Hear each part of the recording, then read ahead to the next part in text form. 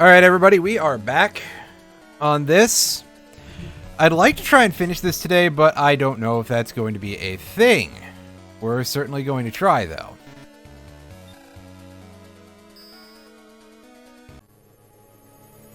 So our goal is that we have to search around the entire main areas of the network and find these creepy ghost navvies that are trying to hurt people. I'm not going to call them what they call them in-game because that sounds really bad, even though that is like an official name that is used for those in other Battle Network material.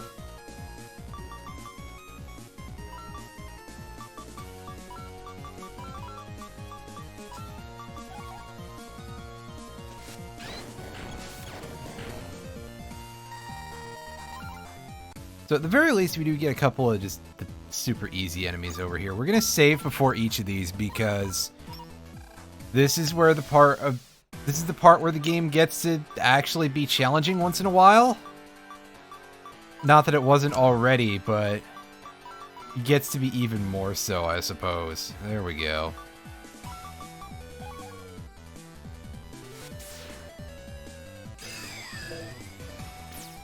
Damn it! I thought I had my timing on that one. No, apparently not. The answer to that. There you go, buddy.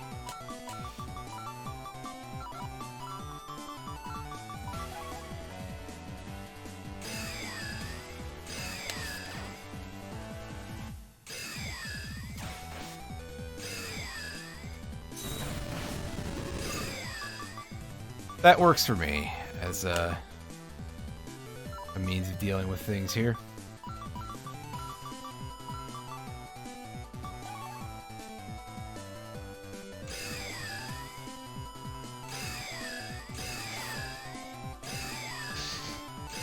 Oh, did that a little too fast.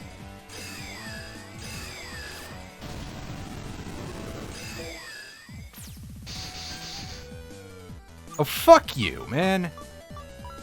I've had that happen to me several times already, and it's starting to bother me, because, seriously, that is stupid.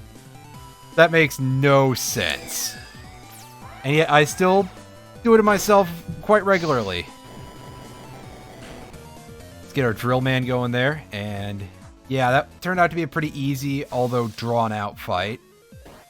I'll take the easy ones when I can, because at this point, why wouldn't you?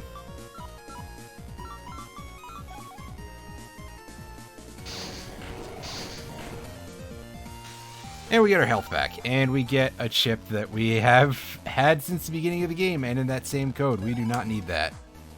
Thanks a lot, buddies. Alright, so this goofus is just looking over here. I think there's a total of 10 to take out, by the way. I do not recall if that is... You know, don't take that as definitive or anything, but I believe that to be the case. Alright, Ghost Body. Well, if these attack chips it's going to be using are this mediocre, then that HP value is not as threatening as it sounds, because you'll notice that it was quite large compared to the other one. And by quite large, I mean 150 larger. Ooh, wow. Whoop-de-doo. Also, I just heard that thump in the background. That means my dog is barking at the TV. Yep. Woof, woof, woof, woof, arf, arf. What a big doofus.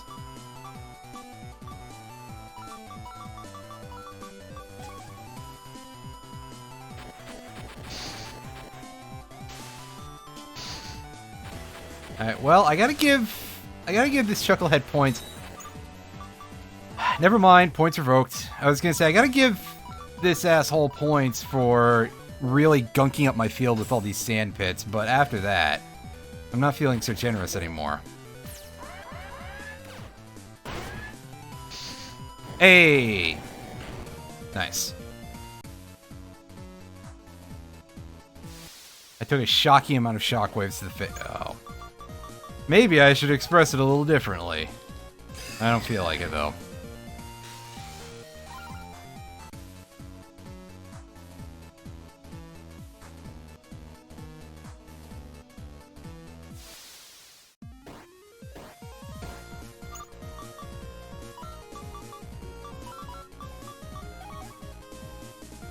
Heal?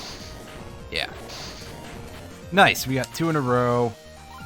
And we got something kind of useless. There are some very, very interesting rewards in that Crimson Noise effect, but we haven't had a lot of them for a while. To be completely honest here.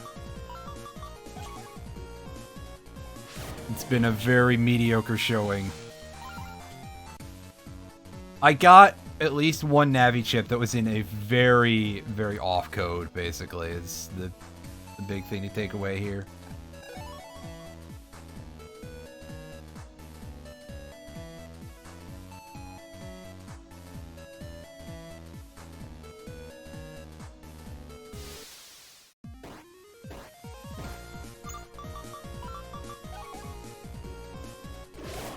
Alright. Oh, hey, a mole. A mole launcher. Alright. 1,000. This is looking to be the softest so far out of this group. Of this pack of vandals, as it were. So that has me concerned that we're going to be facing some pretty nasty shit. Well, the first thing we're seeing here is the electric chain, which could be pretty mean. I don't know what else is being comboed with. Is that just a generic wide sword? It might be one that's worth decent damage, though, so shouldn't necessarily discount it right away. Stay back for a bit. And see if we can't draw into our winning combo. Which we can. I think this fight is about to be over. Well, okay, it will be if we get a serious jackpot here. Oh, yes! Oh, 3 hits. That was great. And so once again, the day is saved. For that part of the town anyway. We get to go check out the rest of the internet. And fight people. And by the rest of the internet, I mean the rest of just Japan's internet, because the rest of the world doesn't matter.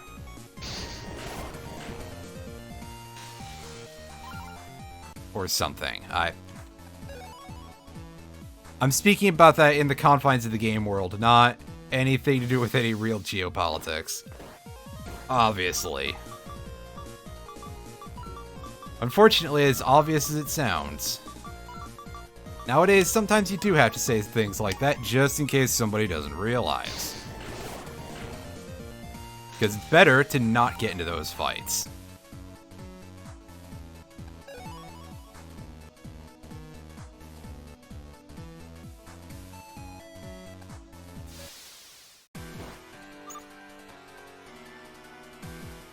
That guy just called me a degenerate. I actually didn't quite read that dialogue correctly, but also it's...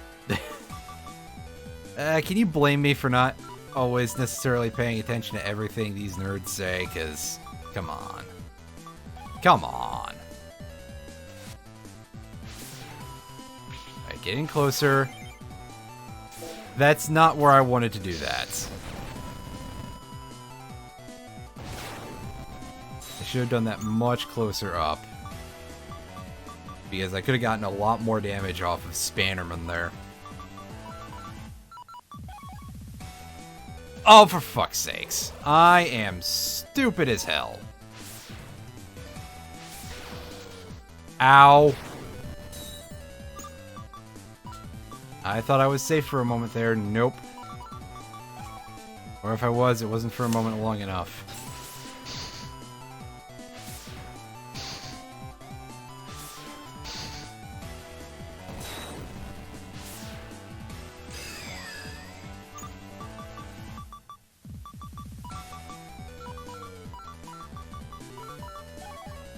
Alright, come on. We can cause some issues for this fella. Ow! Fuck you! And even worse, because we didn't get the big finisher here yet.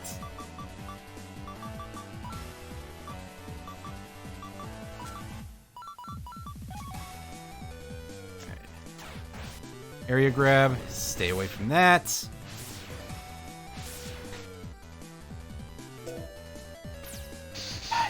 Then don't step far enough back. It's okay. This is pretty much a freebie now. Thank you for setting yourself up with a very slow attack to let me take advantage of. Thanks, game.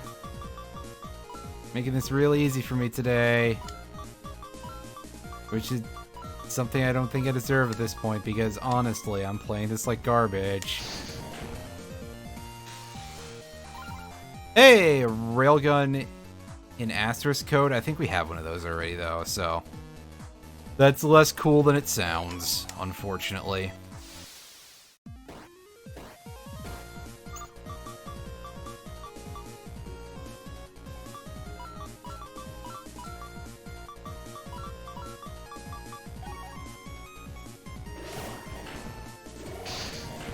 Hey, managed to sneak that in. And thanks for the garbage.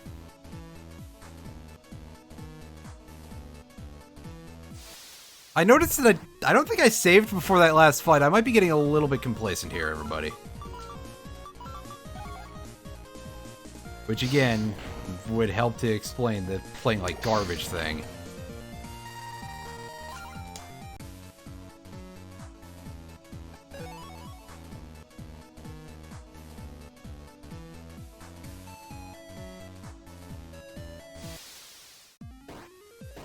Well, there's our next target.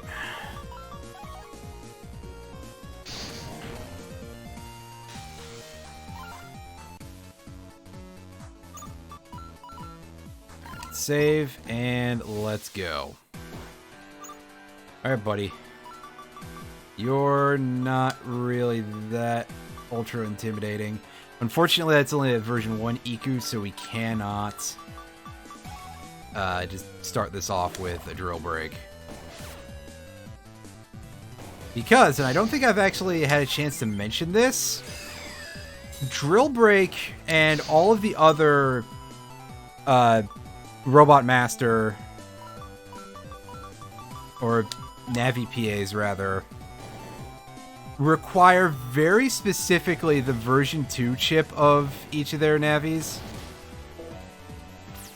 This guy's moving around a little too much for me to really accurately use that, so that's a shame. However, if you want to stay back... Yes, there we go.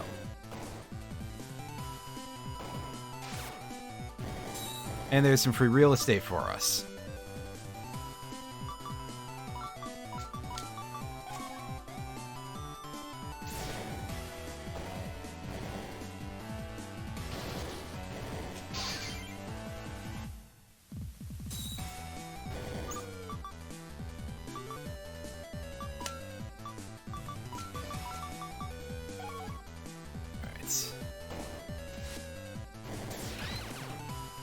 Yeah!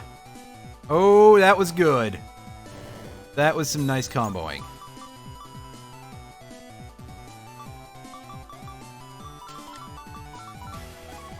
And we can round things off with one of these.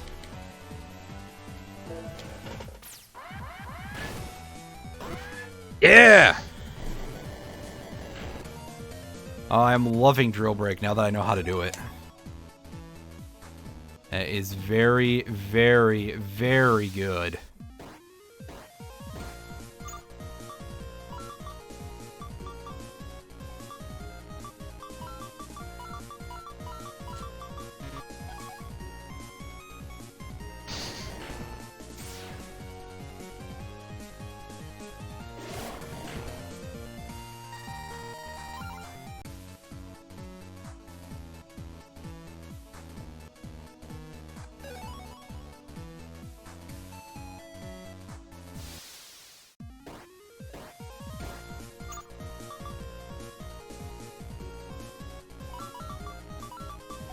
More of the same, more of the same.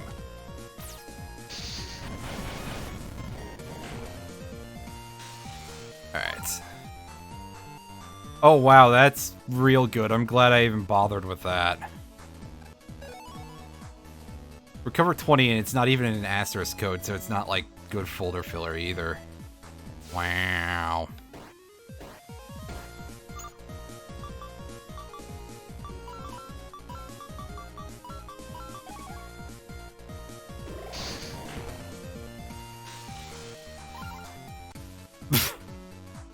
Well, I guess that's what I get for making fun of it. The game's just like, hey, yeah, we're gonna give you more of these now. There's a couple of these that are of some use, I think. Yeah, the sub-chip vendor. Unfortunately, that cost is astronomical, considering we're not really going to be visiting that area too much to even need it.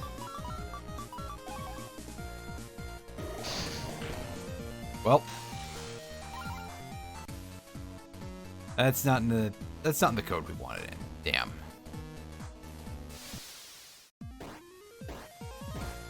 This is gonna take me a moment to figure out how the hell I get out of here again.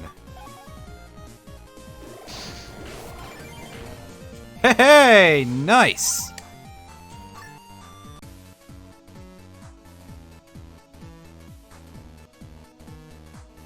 Alright, so here we are. This should get us to Area 3. And so we should be able to find the last ghost Navi out here.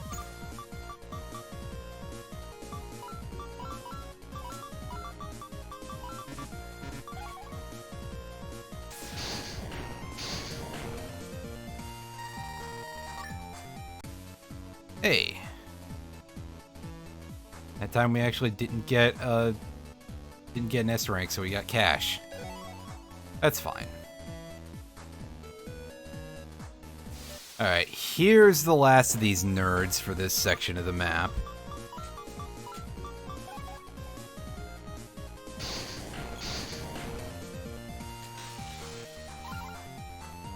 Oh, well, that's a chip we don't have yet at all, so neat. Alright. Another 1150 here. This should not be too hard. And we're leading things off quite strong with that drill break.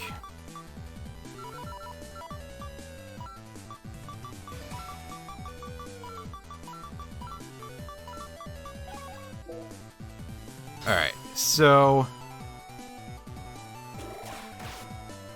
Oh, that's irritating. But of course, the point of using the area grab was to try and make things a little more likely for us to get what we wanted. And you can see here that it turned out to be really good that we used that area grab, because this combo could hurt quite a bit.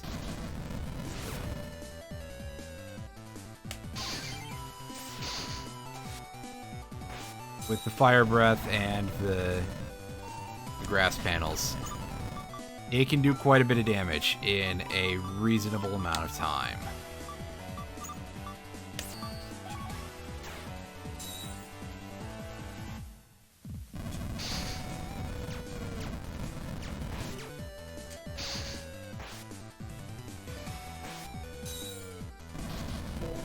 Yeah, see, look at that. We just took the double damage from it, and our health is the lowest it's been in this scenario. And with shit like that, it's borderline impossible to dodge that. And we're at 90 health. So instead of just saving here, I'm going to jack out.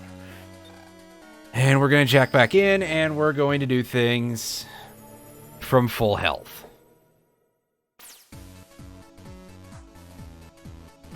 Go over to AN area, and we have 3 more NPCs to track down and beat the crap out of. I just don't really remember where most of them are.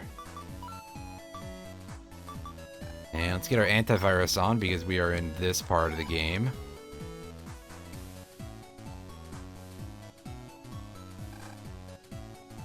There you are, buddy. 1,000 HP. That makes me worry immediately that we're going to be dealing with some pretty tough shit here.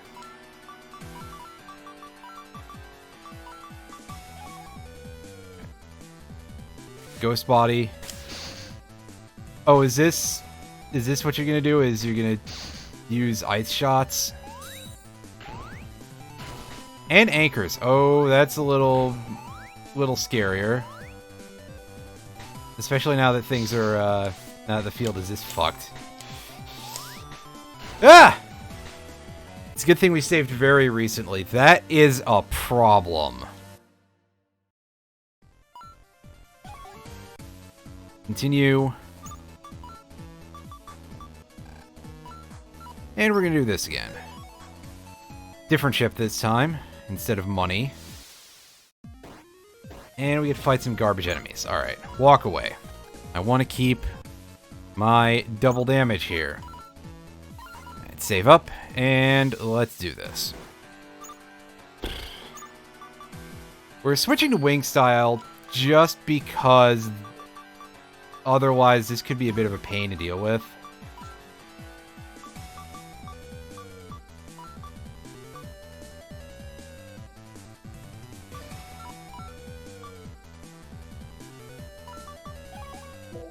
Alright.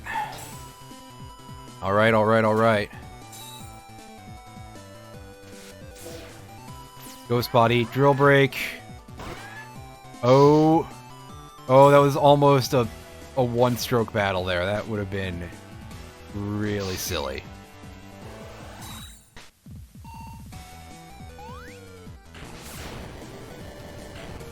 Nice. One turn. Very, very good. We'll save after that, and we will keep going. We gotta go find the rest of these nerds. Alright, come on. Give me something good. That's trash. It's like its own special level of garbage. Wow. Wow.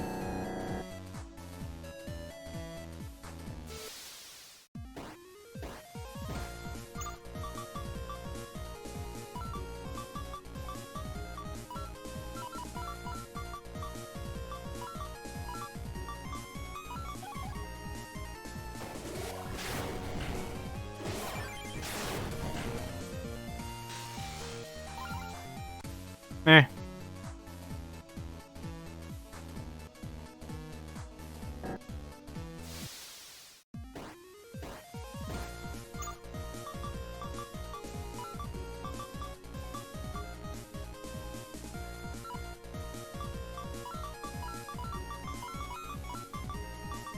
I don't have a really easy one turn here, so... Well, that works. And we get a Crash Link 1 in Asterisk, which is pretty alright. That's our landmine trap chip. And having that as an Asterisk code is pretty good. The regular games actually did start offering those in Asterisk pretty regularly, the mine chips. So, you know, I can appreciate any time we can do you know, trap related fighting.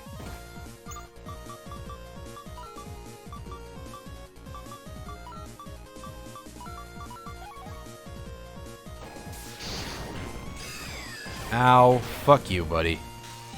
However, we still got away with it, and we got kind of garbage in return. You have anything to say? No, that's just a quest NPC. As usual.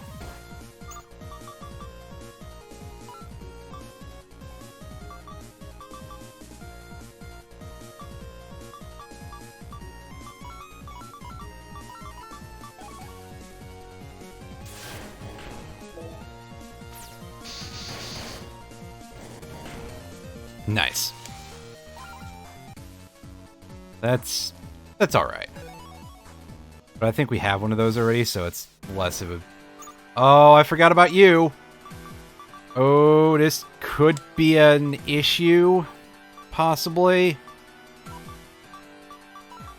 I don't feel particularly good about this, I'll say that.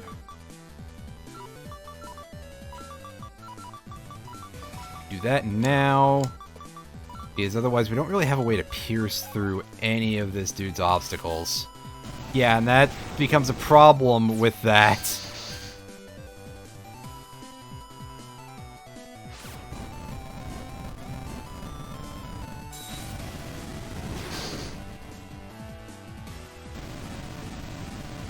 And we start getting into this shit just immediately.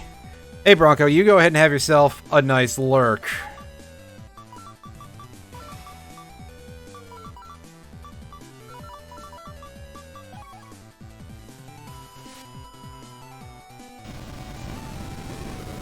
So we're gonna have to deal with a lot of just hang time here on these attacks. Ow.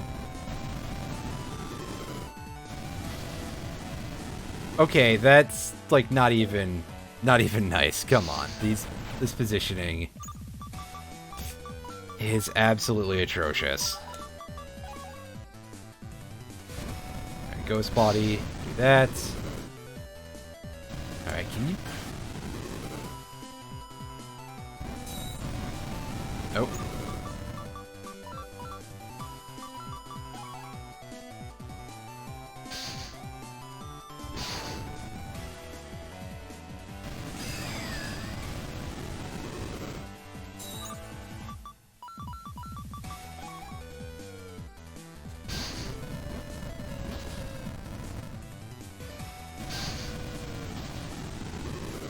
Ugh, there's too much shit in this battle. I hate it. This is very, very bad design.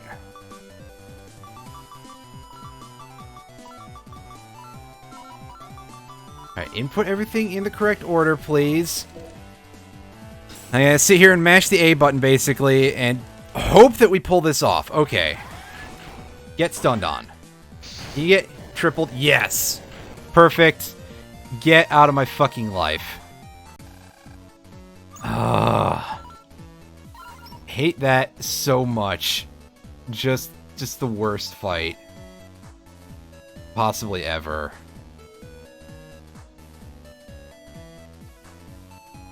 However, that's okay. We don't have to worry about that ever again. Ha ha ha ha. Oh my god, you piece of shit. Seriously? I kind of want to just reset the entire thing right after that. Just no. Do not want to be dealing with this. Fuck. But here we are.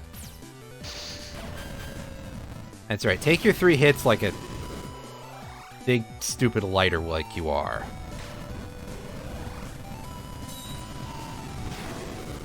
And of course, by the way, just to point out that, yeah, there's an added feature to this particular version of the battle with those burner traps.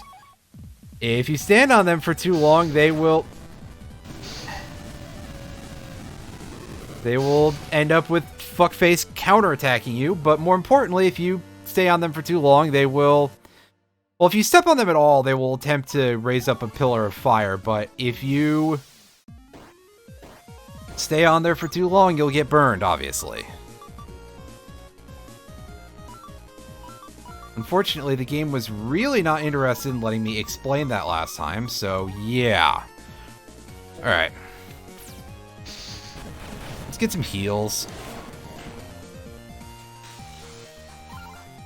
Yes! We got a very nice drop there, and we're getting a style change that we don't care about.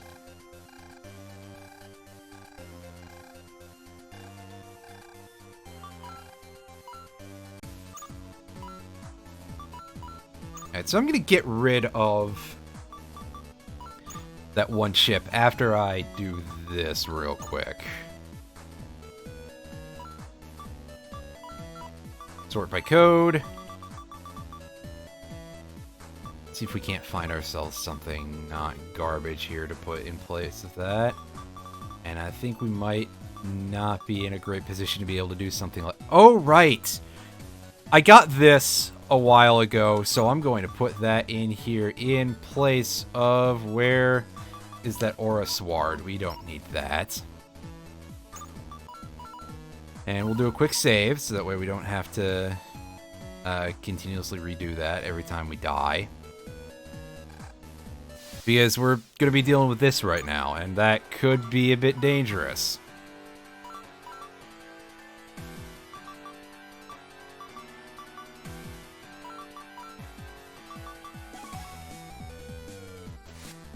Ghost body.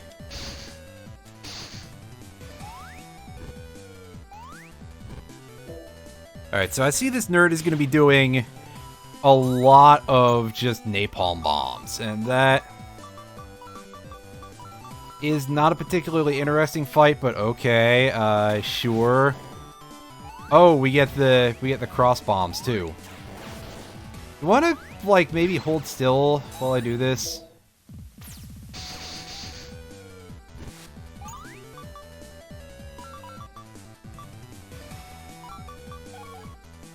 Alright. So yeah, the gravity ball, that should help us pin this doofus in place here. At least for a little bit.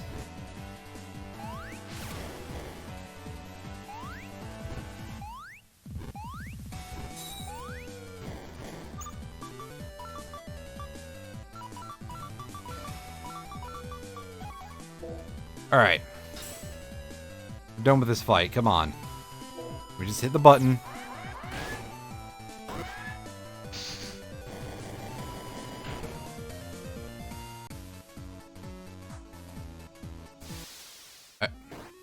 Hey, calm down. At least it wasn't another fight against Pyro Man immediately. I would have been very sad. Because, wow. I do not like that boss fight, in case I haven't made very, very clear yet, which I have, but... yeah. Alright. Triple. Another headwind. Hey, one of these. And we got an HP memory. Unfortunately, we didn't heal off of that, but okay. We're at 860 max health. We're doing good. We can get a maximum of... let me use my numbers here. 1,000. I somehow managed to forget that. Amazing.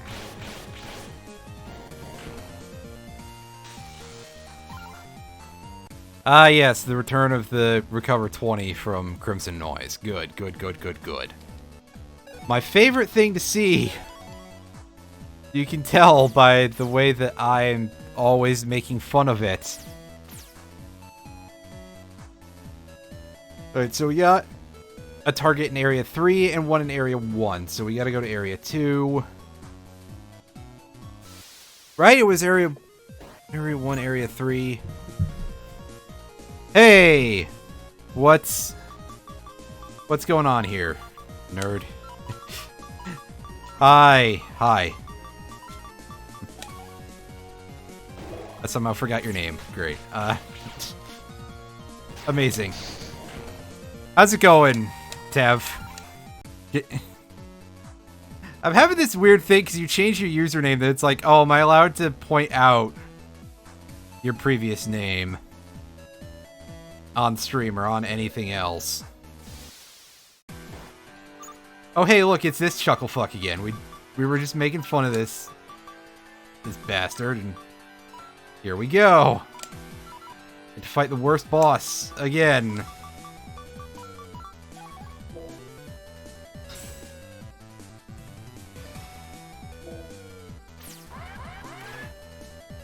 And of course we fuck it up, so we stun the asshole all the way in the back.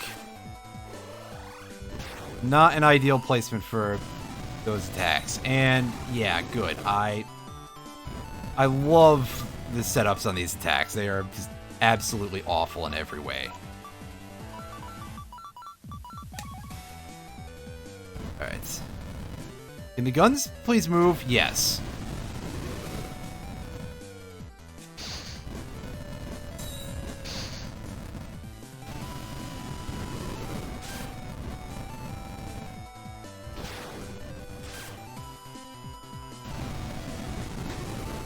Ah, yes, my other favorite thing. The flame cannon that's too fucking fast for you to dodge.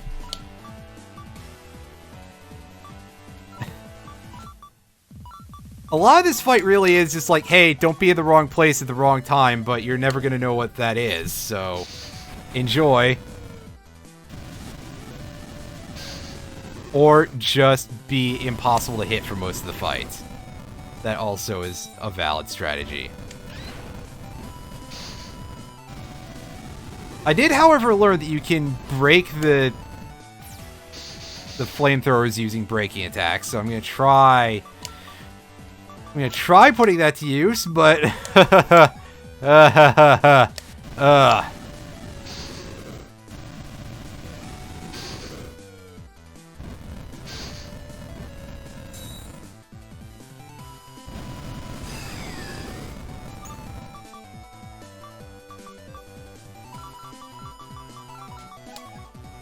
Alright, come on. Perfect! That is the right placement for that. And get fucked again, buddy, and give me your tiny amount of pocket change. I'm saving after that fight because, honestly, that hurt and I don't like it. Shut up. I don't know what else to say here.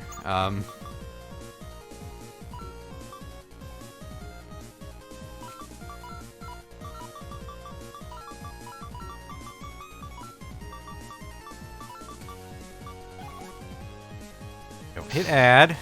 You're gonna feel real stupid if you do that. Hey, shrimp.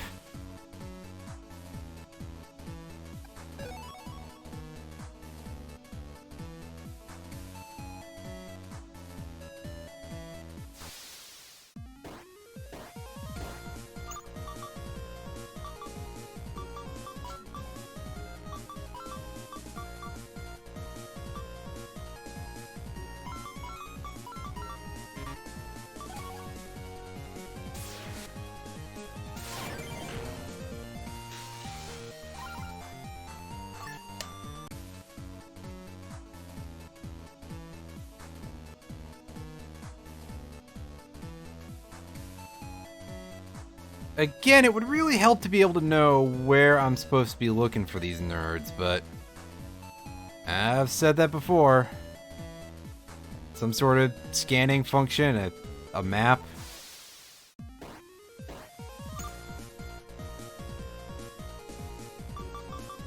Well, hopefully it's us, but also we're...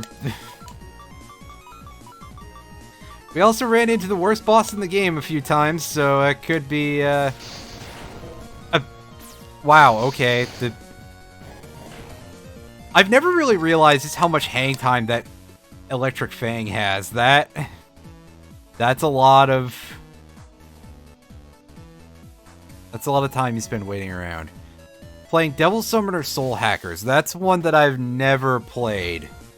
Although there's a lot of the SMT, series at large that I have never actually played before. So, that's not necessarily saying a ton. I still need to play Nocturne, even though I have that on... I have a digital version of that on PS3. I never ended up playing it, even though I bought it, like, actually years ago. Alright, so let's redo this, that way we can get the, we can get our health back. I admit that at this point, as regards Nocturne, I am kind of waiting for it to come out on, Switch, even though I've heard that the Switch port is not very good. Like, the Switch port is out in Japan, and I've heard that it is amazingly janky. Just a minor catastrophe, relatively speaking. But on the other hand, I'm hoping that they clean things up a little bit once it comes to the States, or have patched it out by then.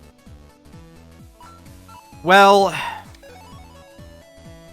borrowing the game from somebody is going to be a bit of a pain because I don't really know a whole lot of people in real life, and our postal service is a little bit fucked at the moment, and I don't know how long it's going to take for that to become unfucked. But if that is a viable option at some point, that might be a thing that I do. Yeah, you know, avoiding getting too much into the politics to, you know, not chase everybody off immediately regarding postal service. Yeah, it's not good. Our Postmaster General is kind of how you say was trying to do some really bad stuff to it over the last, like, couple of months, really. So there's that, and of course, I don't know a whole lot of people in real life. If I did, I'm not going outside at this juncture, so I'd have to, you know.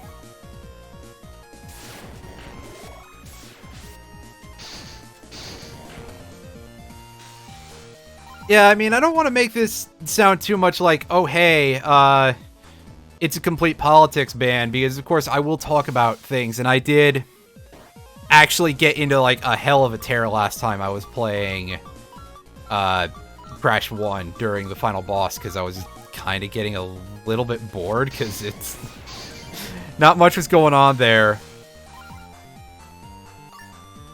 But yeah, up to a point, I don't like the idea of getting into fights with anyone too much in public, because yeah, that's not a great time for anybody involved.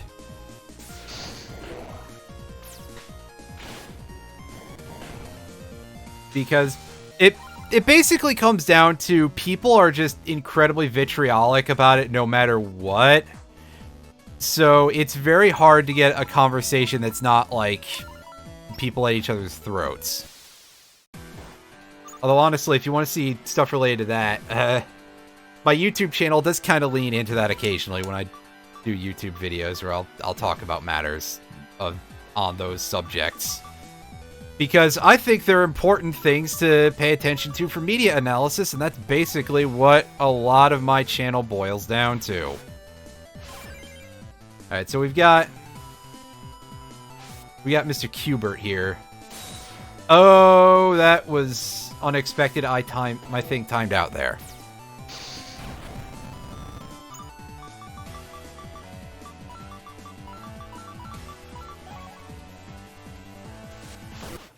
On the other hand, I've managed to have a relatively painless comment section on YouTube.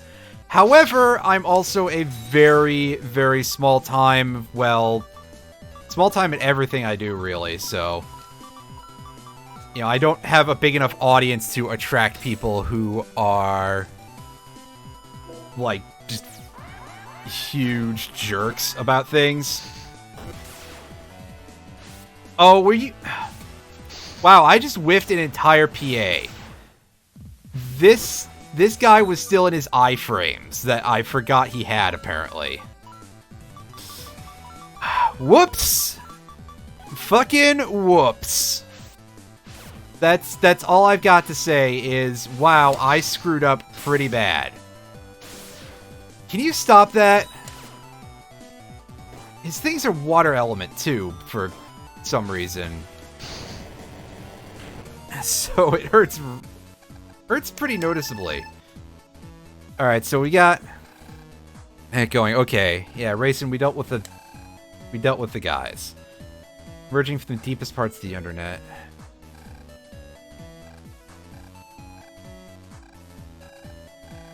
Alright, well, I guess we're going deep into the interwebs. We're going all the way into the 8chan servers, I guess.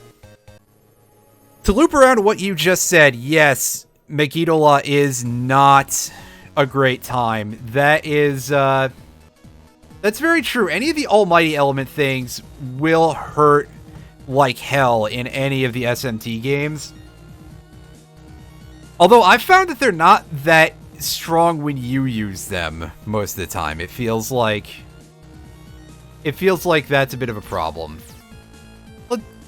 Yes, that's also true. That you... I feel like that would probably still be a thing now, just by virtue of, like, that's what the almighty element, air quotes on element, because it's more of a pseudo-elemental structure, I guess, if you want to put it that way, is designed for, is that it's not really supposed to be resisted. But if that's changed, well, it's strange, but alright. Oh, wow, look, that enemy just went straight through us. Twice!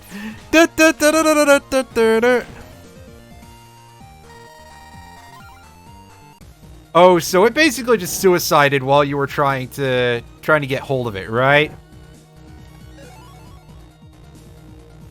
It's like you're in a Pokemon game and you're trying to catch something like Graveler or something like that, and it's just like, hey, by the way, I'm gonna use Explosion.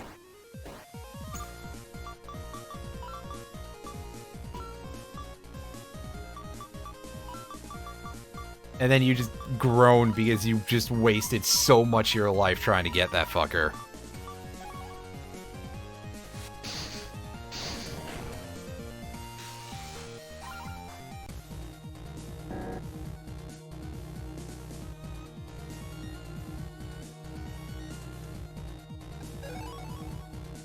At least I would kind of assume that that would be the sort of thing you would find in SMT, where you'd have enemies that are just like, hey, we have this sacrificial attack, we can...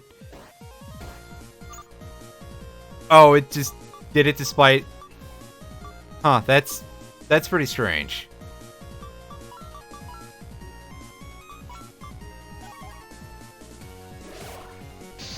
Oh, that was not a useful endeavor at all, what I just did there. And I forgot these things had an attack at all.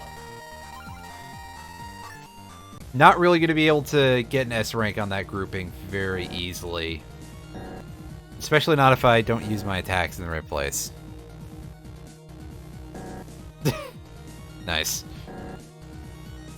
I also don't remember how to navigate this particular zone, so... Yeah, that's... This whole thing is going to be a bit of a mess.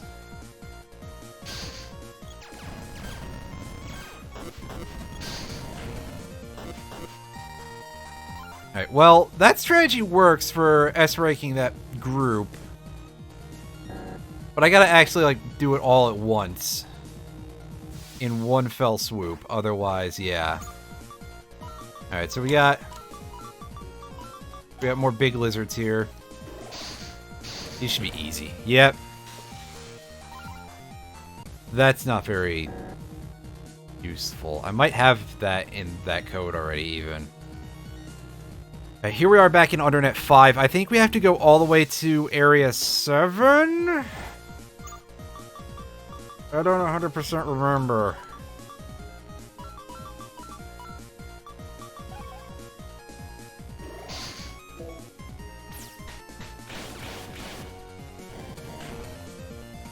Because I've beaten this game before, so I know at least the basic plot beats and everything, and some basic ideas of what we have to do in order to make progression. But as for the specifics, well, what am I doing in this game at the moment? I am trying to get deep enough into this Undernet area to go track down where there's a bunch of enemies that, we are trying to advance the plot, but yes, I'm getting a lot of S ranks because this folder is very good at one-turn killing enemies, basically. Unfortunately, not Gutsman's ass. There are no official Capcom characters in this, probably to avoid any sort of lawsuit type of thing, because this project actually has been subjected to at least one DMCA takedown already. And a new developer started to work on it in the place of the original. Which is definitely playing with fire. That's... If you're out here and you're, like, an aspiring game dev, you should probably not do that.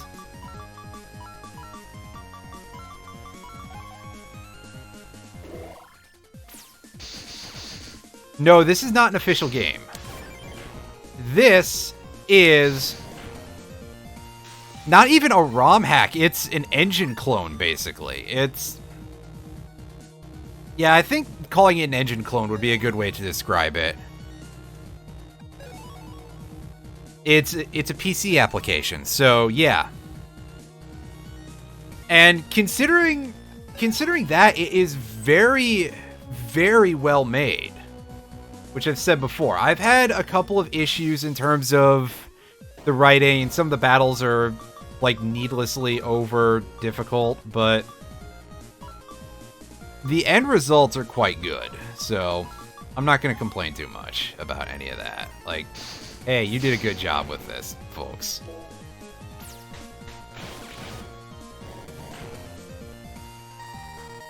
Oh, is it giving you issues? Well, I'm not currently... Oh, I've dropped a grand total of 74 frames. That is a very unusual number. And again, it's not like it's my Wi-Fi or anything, because I'm not on Wi-Fi anymore. I'm streaming this off of an actual cable. I'm streaming this off of my my Ethernet cable that I got a couple of weeks ago. I would assume that it is indeed just Twitch. I've been having a lot of the issues that, as far as I know, are still to be blamed on Twitch's dealings with ad blockers. But I'm not 100% sure how much that's going to be an issue for you. Or if that's even still a thing. Or maybe they may have changed that by now. So this is not where we need to be. I forgot that the area we were just in doesn't actually link out here. This is... It's borderline a one-way area, but there is a reason to go in there, which I'll probably just restart from this in a... I'll restart from there in a second, but I want to go see if that guy in the black armor, if we've fought him already, because those are a source of some nice bonuses. Assuming we haven't beaten the boss already.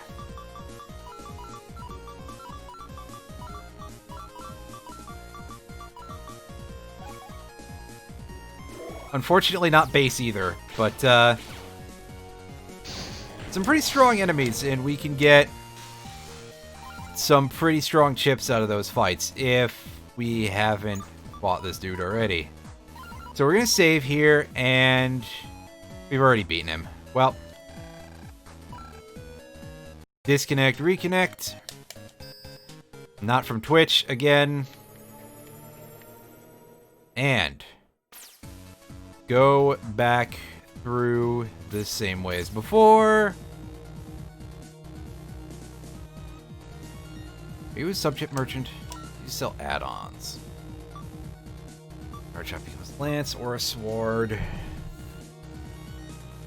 Handle crack, Ellis cube.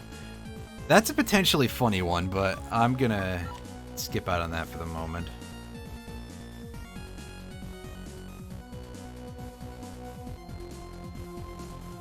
Regular chip merchant, subject merchant. Regular chip merchant. Okay.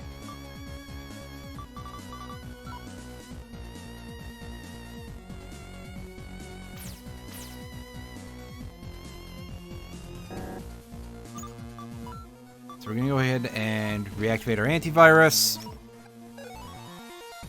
And just start accruing our cash again. I guess that's about all we're going to find in this room. We come back over here. Now, we were here yesterday. We were here last week for a side quest, which we should hopefully be able to get around to the payoff not too far into the future. I just forget when.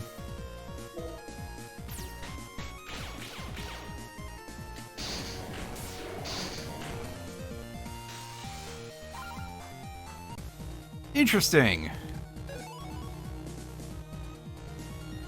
Granted, I don't spend too much time in my poison element style to really do anything with that, so yeah. No Navi chips, that's right.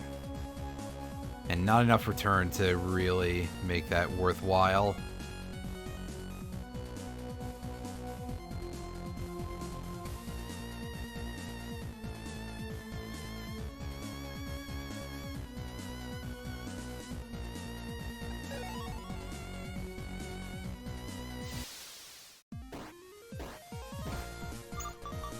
And we're here with more of the same, basically. Alright, pull everything forward. Start doing some of this. Tailwind. Open up. There we go. Yeah.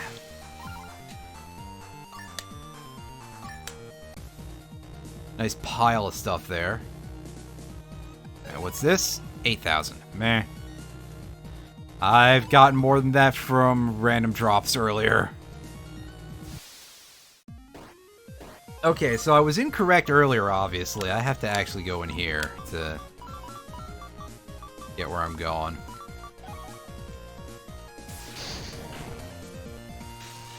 Nice and quick. For a chip that we got earlier. Alright, here we are in Undernet 6. I don't know if there's a way here from 5, but we're on the right track of where we need to go. Unfortunately, we have to actually figure out how to navigate this area, which is gonna be a bit of a messy business.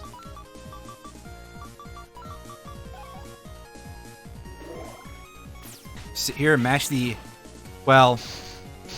defined as the A button in-game, but it's the X button on my controller, because I'm using a PS4 controller. Because it is, by a wide margin, the best thing I have and the easiest to connect. I don't own any Xbox consoles past the original, and admittedly, those controllers have had their issues, so...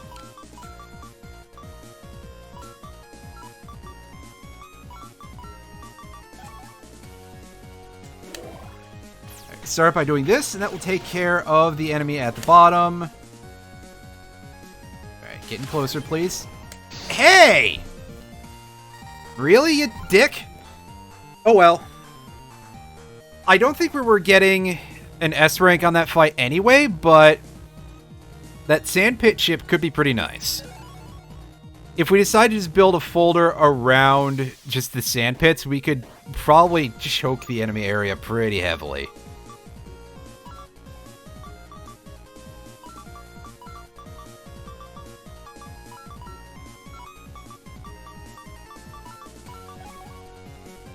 Just getting closer.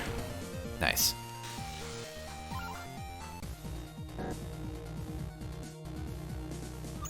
Area 8. Area 8? That's a weird number. Also, we got Sand Stage in a really jank-looking code. I don't think 7 has... or 7. Congratulations, me. I don't think... Z. I probably was trying to say Z and then somehow said 7, because I'm clearly starting to lose it a little bit. I don't think Z, or Z if you prefer, if you're in that part of the world, has much going on for it, so... that is definitely one of the more unusual things to get around here.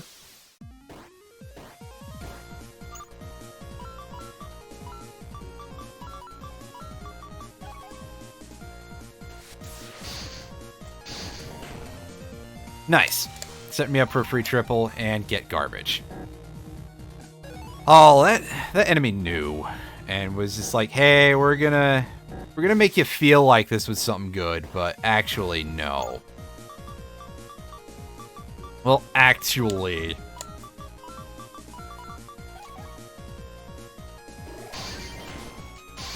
Damn it. That whole thing was very unfortunate, but we got a double counter, so we get a bunch of the freezing fragments there. That's nice, I guess.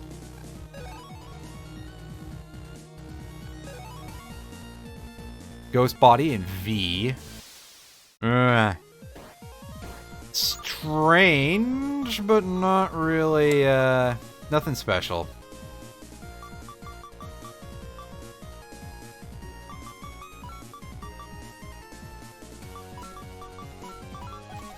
Alright, so we want to clear out the 2 Mass Ligers first. And we just punch that dragon in the face! Right in the craw. Right in the mush. And this has gotten us basically nowhere? No, I think we actually did get somewhere here. I don't even want to think about this fight. Fuck off. That's terrible. That's just the worst. Alright, here we are in Undernet 9. Are we too deep? I feel like we were supposed to go to 7, but I could be wrong. The fact that we found 8 before we found 7 is very weird.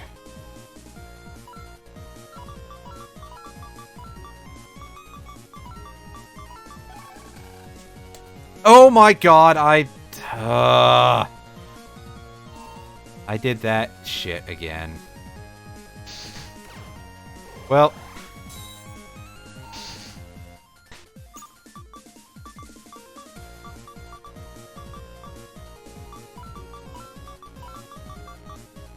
I'm gonna sit here for a turn and do this.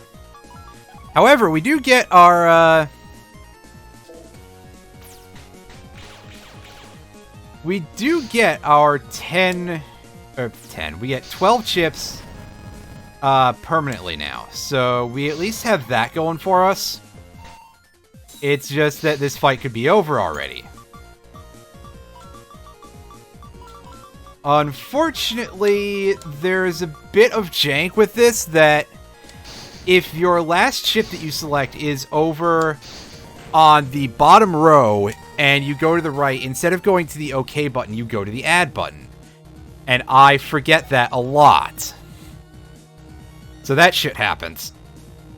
I just get very upset about it because I feel like that was not the case with the original games. Although, admittedly, I haven't played any of them in a while. I've been kind of prepping slowly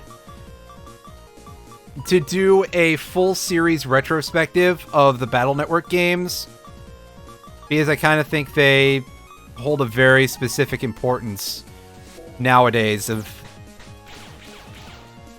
Like, honestly, that they kind of got a lot of things right as regards where technology was going to be going?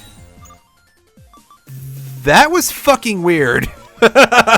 What was that?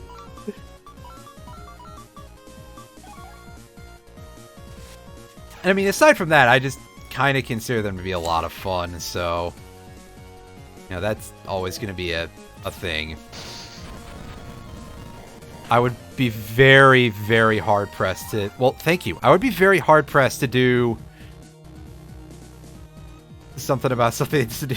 Well, I mean, I could definitely do videos about the things I don't like, but things that don't interest me, that would be different. Yeah, Mega Man and Bass is pretty rough.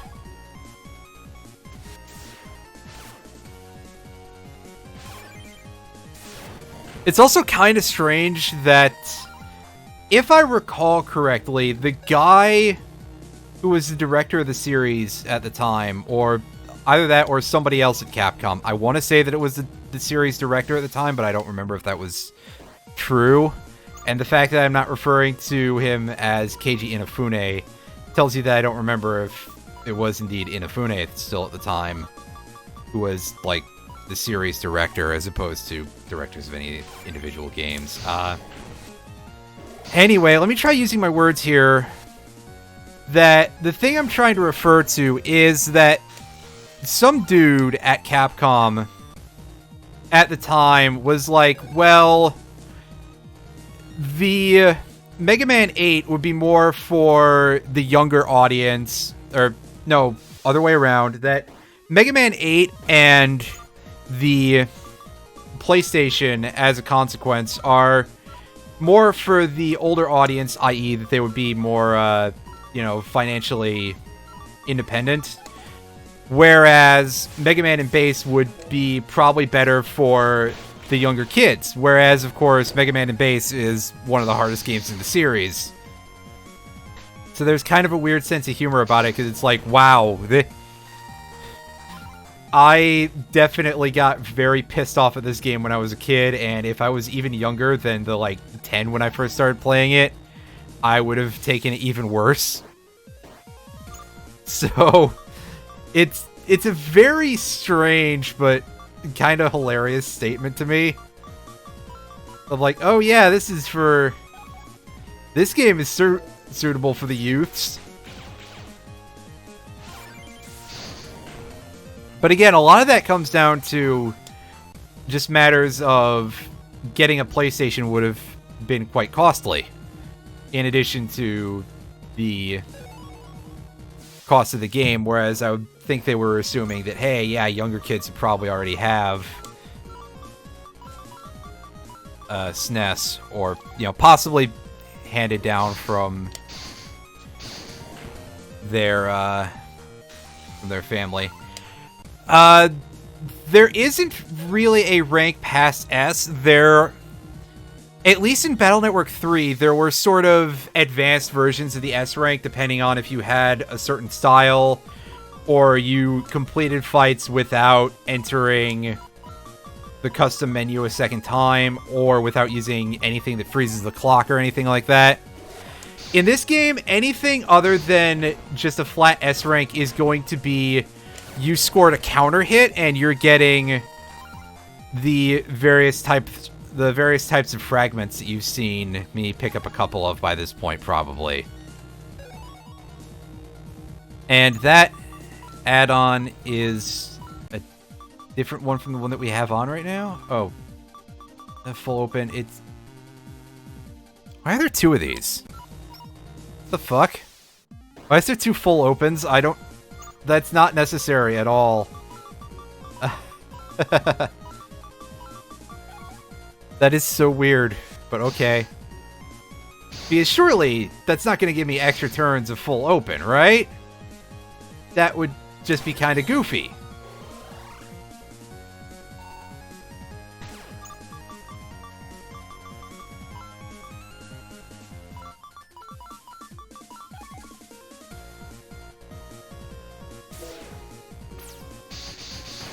So yeah, I haven't played any of the original Battle Network games in a while, because I am clearly going to want to get footage of them for when I do a retrospective, because I've been trying to do as much of my own footage as possible, although obviously sometimes that is not doable.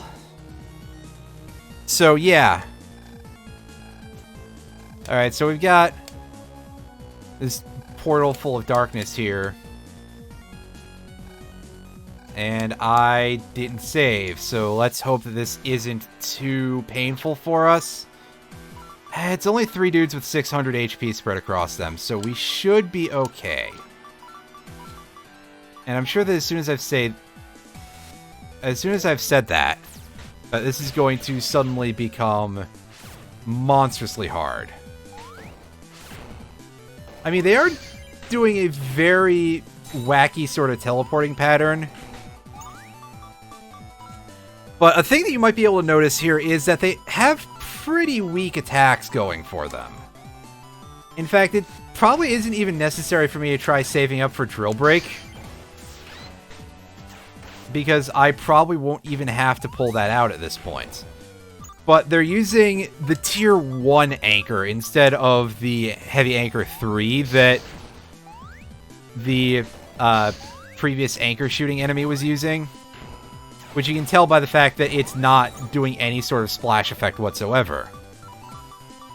Although one thing I gotta say that would be pretty entertaining would be if they started getting more and more pissed off the more of these enemies you killed, but unfortunately this is not advanced enough to do something like that. And we got stunned, but we're not scored on this battle as far as I can tell.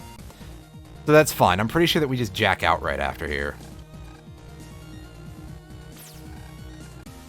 Alright, so we get a bunch of these scrub lords here, and there isn't really a whole lot of action sequence, but again, that's sort of in the Battle Network spirit.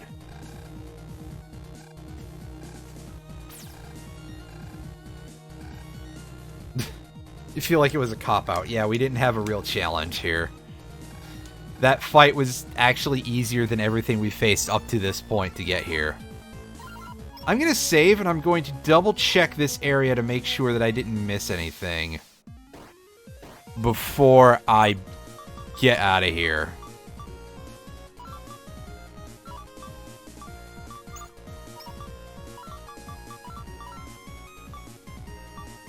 And so here's one nice bonus that we get. We get to do a first turn drill break.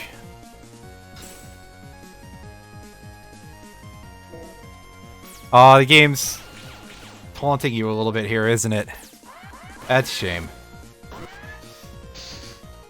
Alright, well, it's a good thing that we arranged our turn like that, otherwise we couldn't clear the entire field in one attack. And we get Poison Stage I, that... I could use that, actually. Although, again, I'd want to be in a different element, but... what can you do, I suppose? So before we go about advancing the plot here, let me get disentangled from this NPC.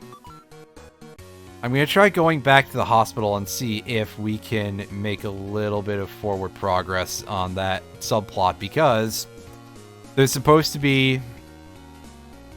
you know, a whole bunch of other side quest stuff we can do there. I guess just talk to everybody. Or checking the TV.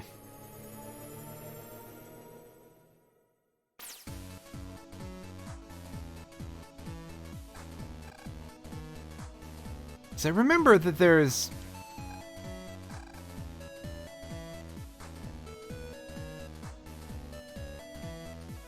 I just don't remember if it's, like, tied to a specific point of the main story or what to carry on with this side quest.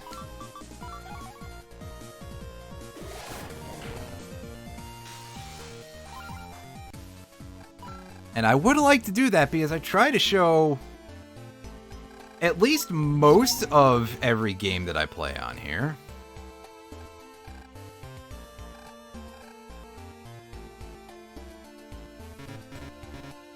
Can't jack in over there. Dang. Alright, so let's go check the other side, see if you have anything else you can tell me. Alright, so this is just the same speech from Satori that we saw last stream. What if we try going upstairs, maybe?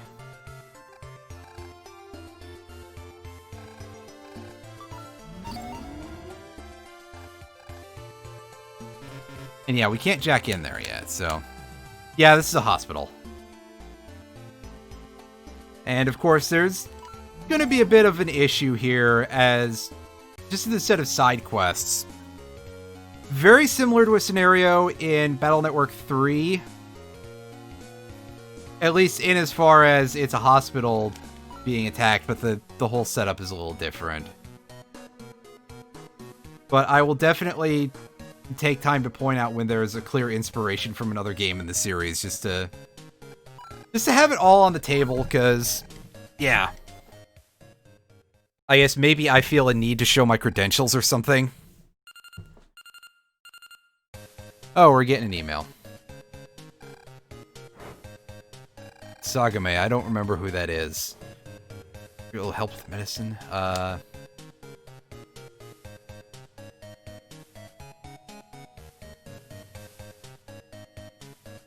You can't pop the stream down to 720p to reduce eventual buffering. Does Twitch just not give me any transcodes? It might be that, because... again, I'm not exactly a big deal on this website, so... that is, I suppose, bound to happen.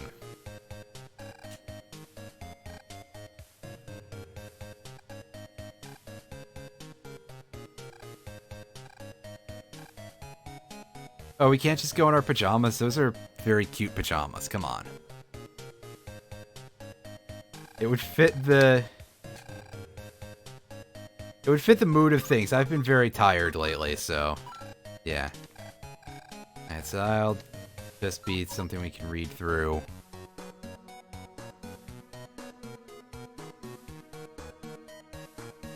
I'm gonna shove some crap into the chip trader here and see if we can get a little extra useful stuff here.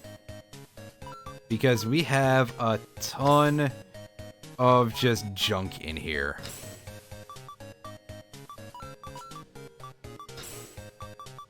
We gonna have enough, yeah. Whatever. Alright. So, let's see if we can get something nice. We've had some pretty hilarious shit come out of these before. Oh, wow, I missed that first ship, but it wasn't very impressive. This, however, in asterisk, nice. Very nice. Tadpole 2, E-code. Gravity ball, meh. We got one of these earlier, so that's cool. We got some more on the go. And a cube. Alright. That wasn't super impressive, but that asterisk code Sakuya will be really handy for this because, yeah. I think because, yeah, is a pretty good way to put it, but... Let's pop that out and put her in there. And now we head on down to A Town. We're going to check the hospital again, just in case. Unless it's tied to another quest. That would be really strange. Or it could be entirely post-game, which is when I dealt with it last. Incidentally, yeah, that chip trader over there does give different rewards, but it costs a lot more to use. Alright, same speech, so no forward motion there. I do not know what the trigger point is. However, I beat those side quests in the last run at the post-game, so that might have an effect. You guys gonna let me in? On the right. Yes, but I need to get in first. I don't think the desk jockeys are going to do much for you guys. I understand, but there's only so much you can do. Only so much they can do here.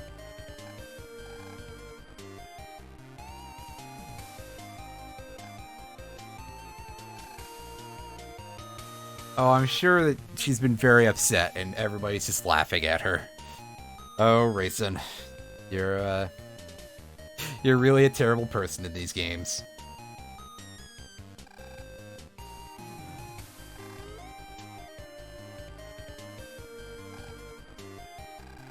Yeah, hi. Apparently, only our attacks can hurt them, so. Invaders from Beyonder. What? Yeah, it would probably help if we know about this. Dimension whose existence was only known to select organizations. So it's very likely that they are behind the weird cult here. Gotcha. A dimension? Like an alternate universe? A parallel world? Metal Gear! Sorry. Like something out of a movie. This is hardly the weirdest thing that happens in the Touhou series, but I suppose this is not really a proper game, so, you know, the whole world is going to be a little bit different, which is why we're not actually fighting people with bullet hell. It is led by a person from our world. Only one group who would do such a thing, yep. Obviously, it's the criminal syndicate. Headquarters and source of funding are still unclear.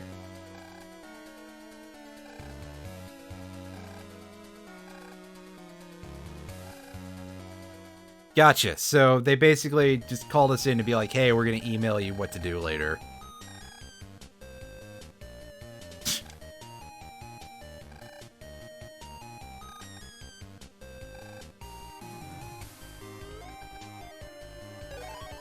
Hey, we got 50 grand. That's pretty nice.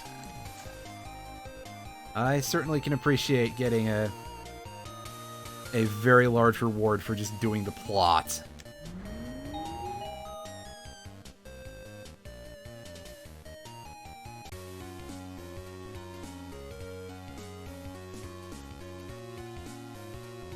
And away we go.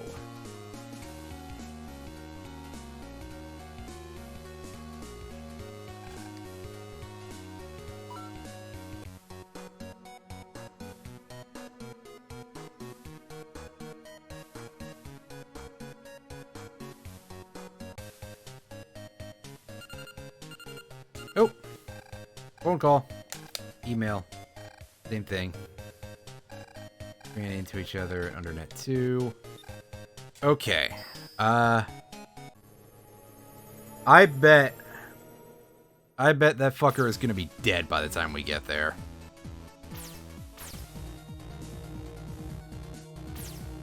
But actually, before we do that, we're gonna go and check the mission boards and see if we get anything of use around here. That's right, that's a message board. I suppose at some point I should read those and be like, hey, yeah, here's some things you can do that are smart and all that. Alright, so we don't have a new mission that we're looking for this, this case, but we're going to take one of the other side quests we haven't finished yet. Alright, check out, check in. Because I went through the wrong warp, and that is probably faster. Not that I'm speedrunning this by any means. If I was, I would have started over like months ago. Okay, we are forced to go in this direction or to get where we need to go. This undernet design is actually pretty great, but it's so fucking malevolent.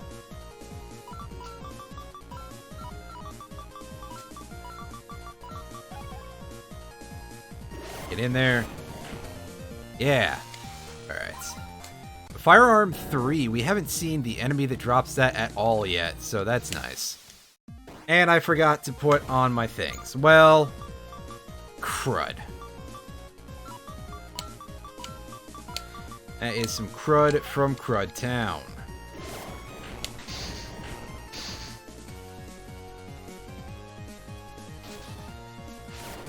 And we got hit by that amazingly. Wow.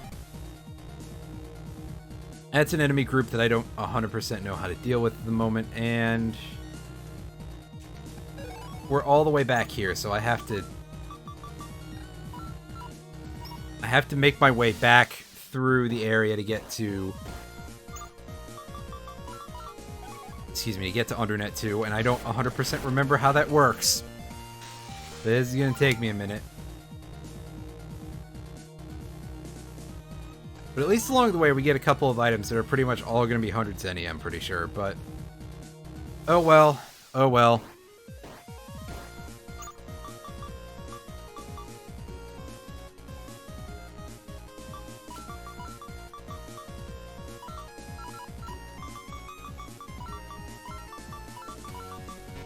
Alright.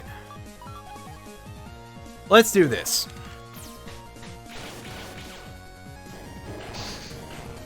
Yeah.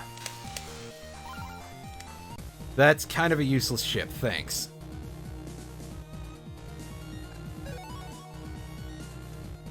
Ice Road, I could probably use that for this folder, but I haven't.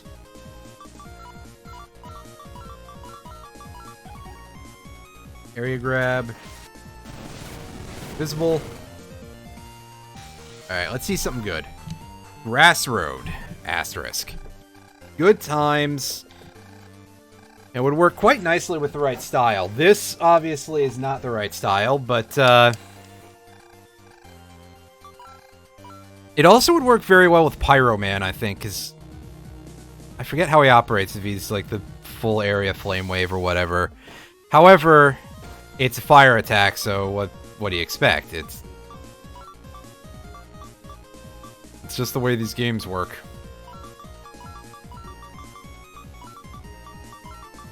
Alright. It is up. Well, an enemy walked into a very nice position for me. I am glad for that.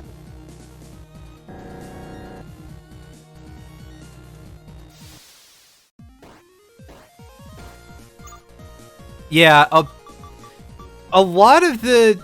Like, oddly enough, that actually is one that's not used in an official game yet. Although it would kind of work.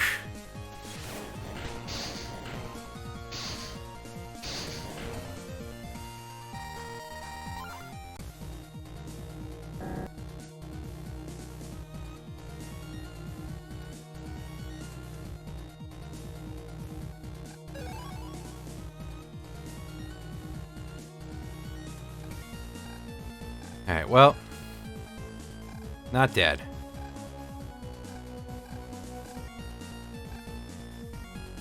Received a request from Border Concern. Ooh.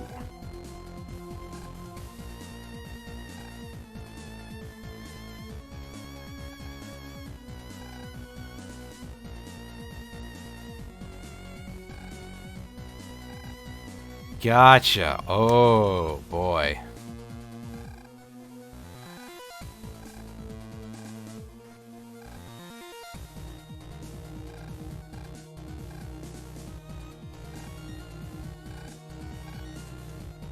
Yeah, so we're gonna have to sneak in here a little bit.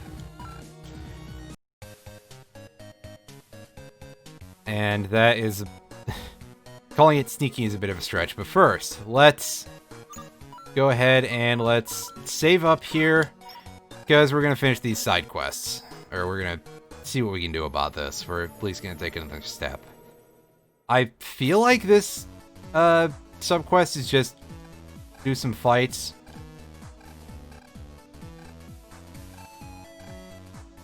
Oh, I think that text was coming out of the box. I could be wrong there.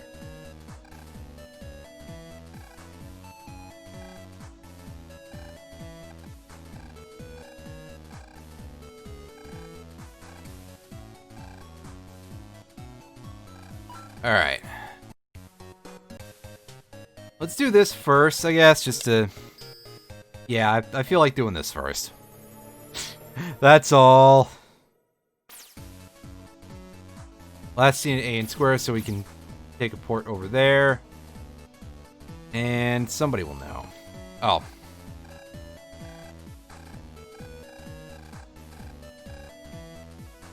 So I ruled a big cargo ship, the Septanic. Ooh.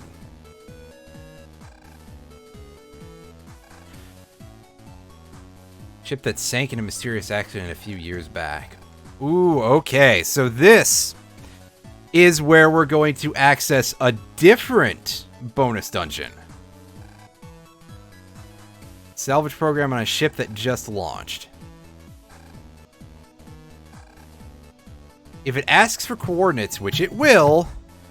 Alright, so let me go ahead and pop open my notepad here real quick, so that way I can have this written down. Because I don't remember if these are fixed between each file, but I certainly didn't memorize it from last time. So, yeah, we're going to go ahead and we're going to get back on that boat, and we're going to go to coordinates X98, Y05. And we're going to go explore us a sunken ship. I bet it's going to be full of ghosts and stuff. Alright, so we go over here. Alright, take the train station to the harbor. And get ourselves on this boat. It's on the second floor, I believe. And again, it is very hard to see. But if you squint right here, you can see a couple of little lines on this panel. And that's where we have to jack in. I may have shown this off before. I feel like I did, but just in case I did not, here we are.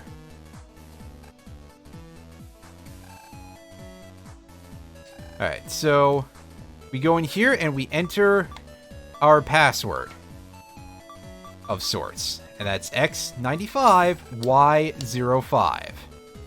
And that will change where this teleport beams to. And we go to... my mouse being on top of the window for a while. To the sunken ship computer. Please leave this place here at once. This computer is already dead. There is nothing of value for you. Except, apparently not. Use the old passcode. Use it to get through the door. I have to find another data to continue onwards. And this is going to be the thing. This is very similar to the power plant from Mega Man Battle Network 1, in that we're going to be finding basically zombie programs. Also, we're going to be finding some really fucking strong enemies, but hopefully our being very heavy on electric element attacks will make things a lot easier for us. I mean, that sure was a simple fight, so there's that.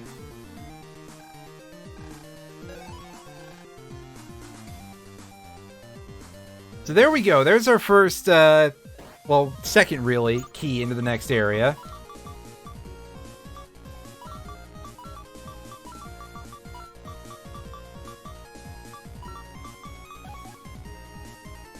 Ghost body. Yeah, you go ahead and do that, buddy. Spread a little bit of damage there, and perfect. Oh, wow, that's one we don't even have a chip of yet at all. Crash Link 3. Very nice. Alright, so this is going to be a zombie. And they're even whole enemies, and they get boss music. This is... we want to be avoiding these fuckers as much as possible, but I gotta show this off at least once. And by that, I mean I'm going to end up doing this a lot in the future. You can see they're taking damage just by virtue of being alive, pretty much. But also, these dead programs are pretty similar to every other Navi fight that we've faced. At least the generic Navis.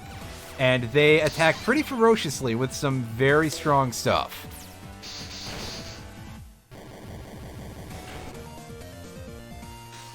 So waiting them out is not easy. And you can see we get that crimson noise effect no matter what is... no matter what we do in these fights. Alright, so we can probably ignore that NPC there.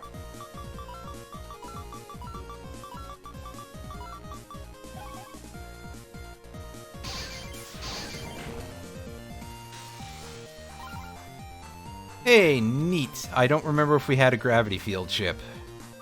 But we do now. So that's cool.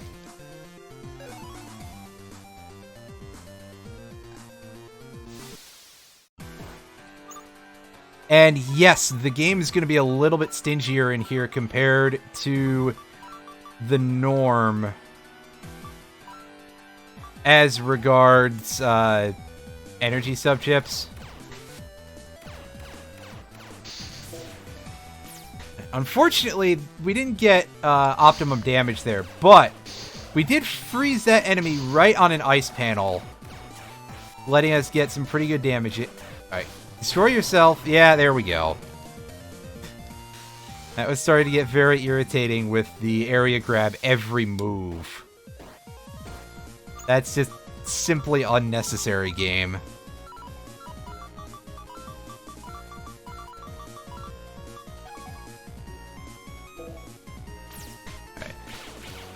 Land our stun. And do that. Alright. Shadow body. Ugh. Ugh. That shit pisses me off. Because I've explained this before, but the shadow effect in the other Battle Network games causes you to become immune to all damage except for swords, and changes your charge attack into a step sword for 80 damage. In this game, it doesn't do either of those. It just makes you step forward 2 panels when you use your chips for a little bit. It's kind of awful. Alright, so we stay off of the back.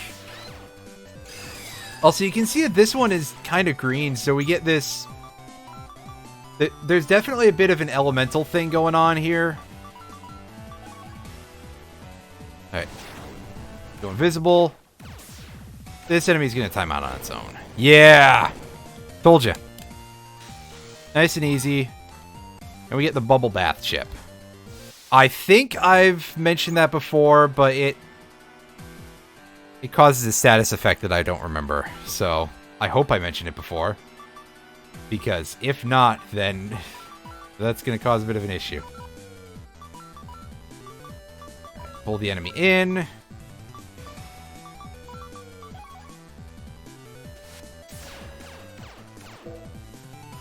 Yeah, go ahead and try doing Ice Shot right in the front row.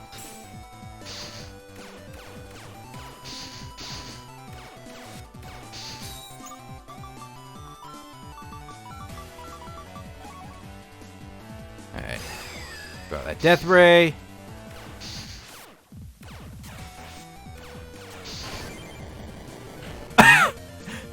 That was interesting! I don't know how that counts as a counterattack, but okay. Sure. Why the fuck not? At this point? Sure. Sure.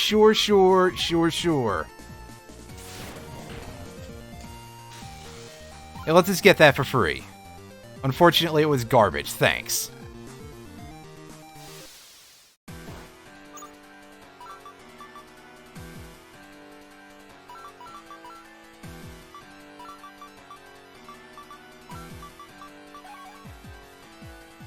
Ghost Body. Get in close if you could, please. That would be nice.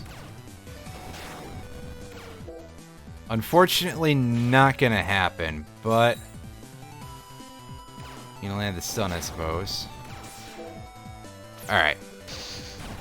There we go. I'm trying really hard to land the triple hits with Spannerman a lot here. In case it hasn't become incredibly clear over the period here, that it's just like, oh hey, I'm playing this in a really questionable manner just by virtue of trying to do trick shots. That's not how you should play these games. Alright, we got the old ID data, so we should just be able to ignore the rest of this zone, basically, and go to the door. Oh, nice. Free counter that I get to waste. Seed Cannon 3. That is a chip we don't have yet, I don't think. So, that's a welcome addition to the coffers.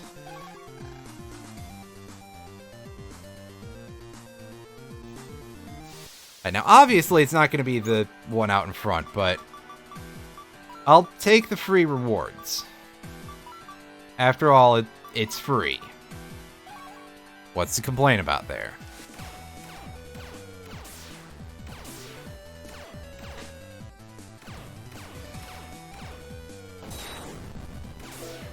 I prefer if the enemy would get a little closer so that way I can get maximum damage from Takuya there, but no, that's not going to happen.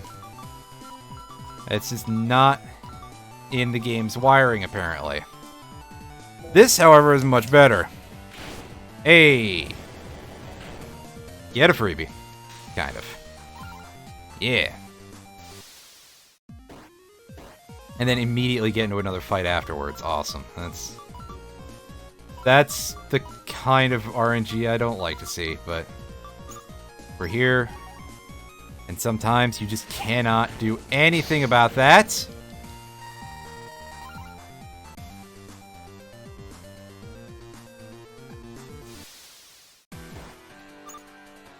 Alright, so we're getting to see a red zombie program here. So that's neat. I don't remember what they do, really. So, we'll find out in a moment. Oh. They use attacks that go through my invisibility. That's some cheap bullshit. Hey.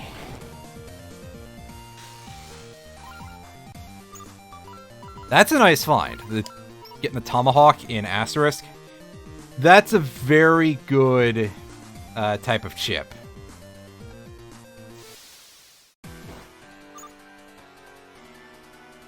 At 900 HP, is that what the ones from before had?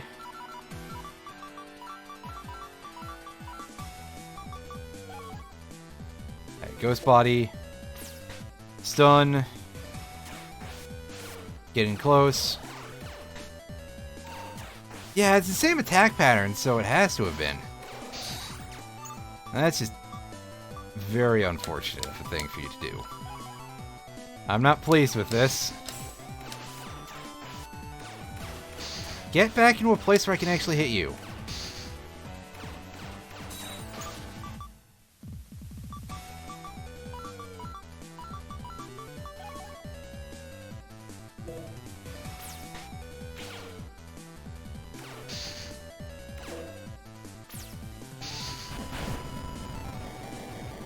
Alright. That was just not a great fight in general. So, yeah. Alright, what can we get here?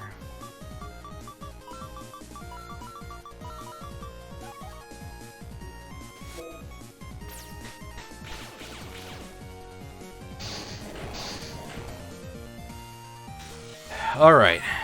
Thunder Stage. That seems like a bit of a high-risk thing. Okay, so I have to remember, basically, to clear this out as fast as possible, otherwise our invisibility does not work here whatsoever, so I'm pretty much just gonna do Drill Break and then just as many hard-hitting attacks as possible. I was about to ask what the odds were of us actually clearing this fight in a single Drill Break, but nope. Not at all, basically.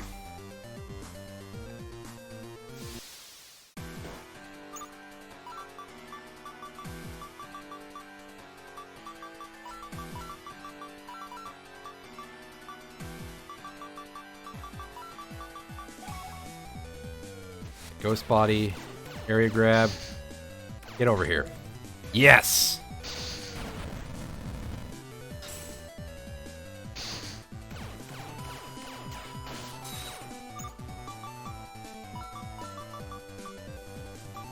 Of course, now we have this terribly shaped fight arena for us right now.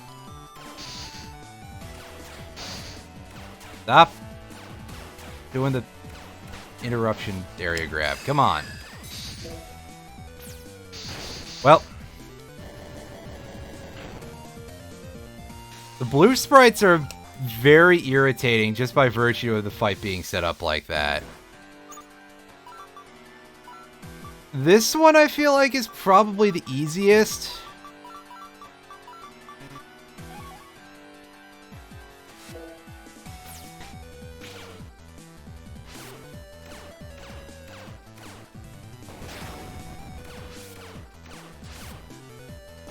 And then of course occasionally it's just going to dodge through my attacks, because, yeah. Cannot always be helped. Alright. Viz. I didn't even hit you there, come on, buddy.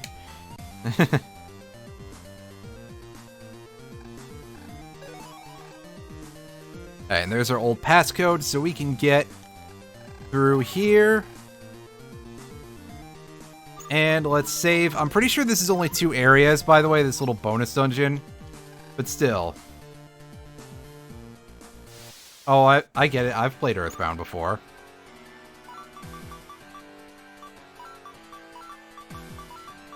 That's what's being gone for here, right?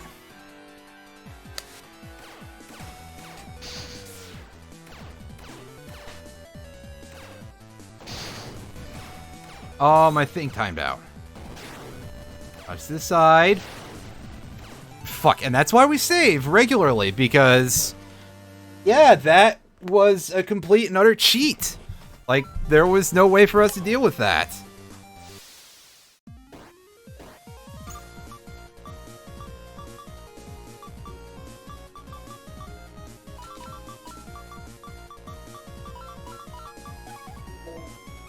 And we get these Ghost EX enemies. These things are kind of really irritating, to say the least. They regenerate health, if I recall correctly, so you want to kill them as soon as possible.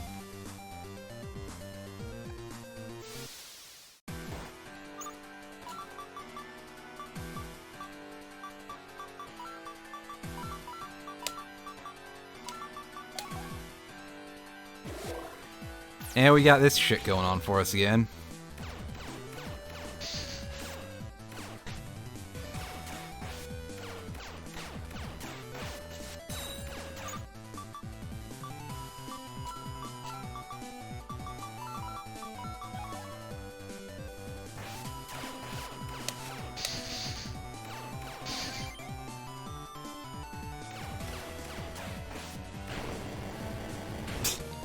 Just have to let the enemy time itself out and get a chip in a weird code. Excellent. Alright, pick up 14 grand, save. I'm going to be saving in here a lot because, again, who knows when we're going to fight something that's just going to make our lives completely miserable.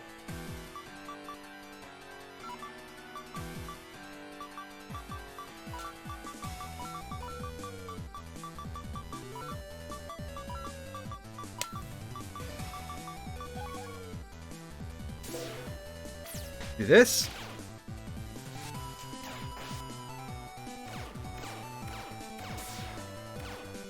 Right, now stop. Go and fuck yourself. See, I said that this was the easiest of these enemies, and that is kind of true. But then there's times where they'll just absolutely bullshit you. Like this, where you'll just see ridiculous luck happen. Save. Alright, there we go. We got our passcode. Time to keep scanning the area for anything that might be of interest to us.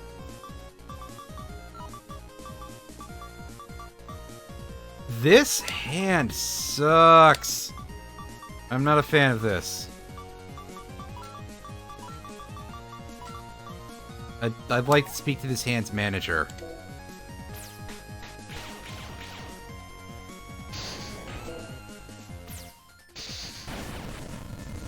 However, we did manage to get a one-turn clear there, so that's good enough for me, I guess.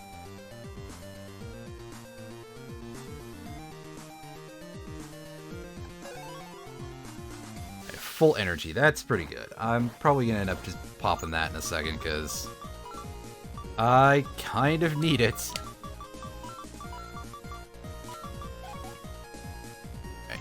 Invisibility, stun, and get in here and start clearing these enemies out. I could probably have really used the Dig Drill 3, but that's fine. We'll have ample opportunities to pick those up.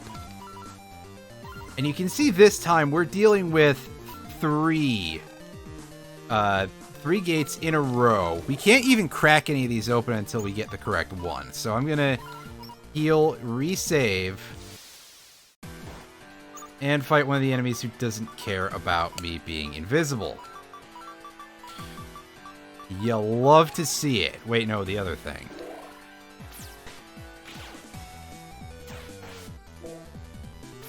Oh, well, that's probably something that's really, I assume that to be something that's just really good, then. That's fine. I mean, part of the point of a Twitch chat really is that it's supposed to be a bit of a community thing going on. And there I got hit by, I think the status is called melting, so my attack damage would have been cut in half if I had actually used any attacks.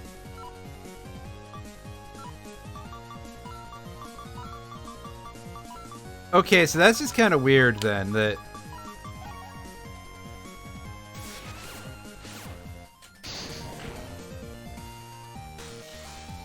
Demon race is called Rumor. That's very odd.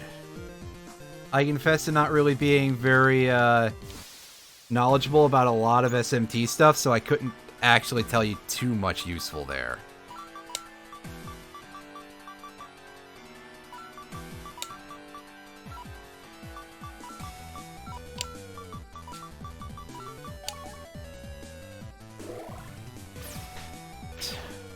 Done.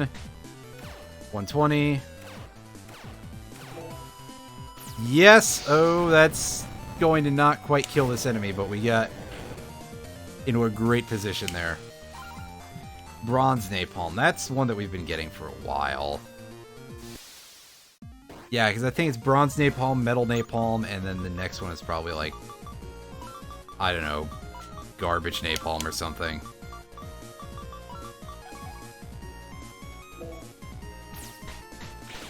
Done. Get in. Get in. Hey, another Asterisk Code Tomahawk. That could be useful. Alright, old keys, so we can at least pop the first door here.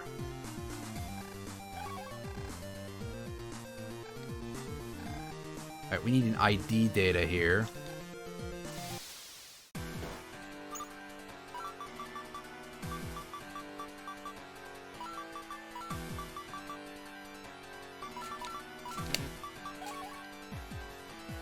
Ability, stun. That combo is really good. Deal that damage.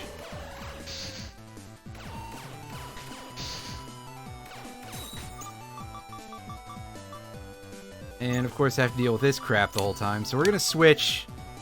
We're gonna switch styles, which is something I haven't really done a whole lot of lately, but we're going to switch into the Electric Witch style so that way we can get our bonus elemental damage that won't actually do very much for us, but I guess it'll make the fight go a little faster.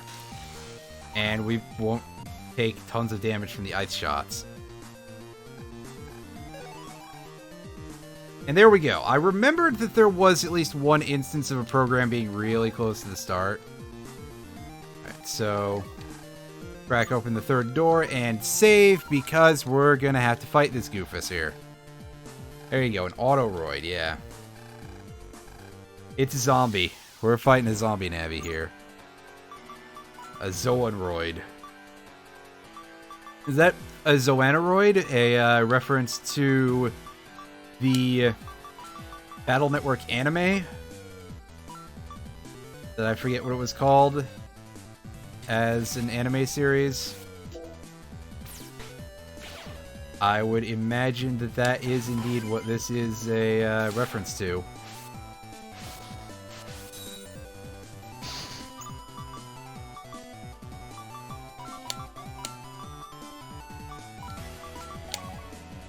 Alright, so let's go into this. The Battle Network anime I mostly remember being very, very odd. And that's about all I can say about it. That, and I remember they had the scene, the episode with Chode. It's not how his name is pronounced, but it wasn't exactly a franchise that was going to be great at pronouncing the French words properly. It had Sho and Raoul in like ridiculous afros, which was really kind of great, actually, as costume design goes. And you can see that this enemy is being a huge pain in the ass right now. So, yeah. And we fucked that up. At least we got the stun here. Oh, wow. Nice corner game on this person. We're having a really unfortunate time drawing in a drill break, which is going to be one of our big things that saves our bacon here, because, yeah, landing these hits otherwise is getting to be a little bit tough. Because this fucker is just zipping around here. Okay, do that. Oh, hey, he's stunned, so no iframes there at least. only 140 HP left to go. I'm pretty sure I still have some more chips left in the deck. Oh, it's literally just a single area grab. Oh, okay. Sure. That's kind of humorous. Fuck.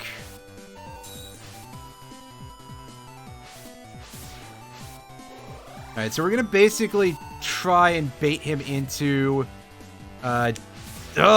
Fuck, he's mostly doing the step swords one row off from us, so... I'm switching. I can't. I can't switch.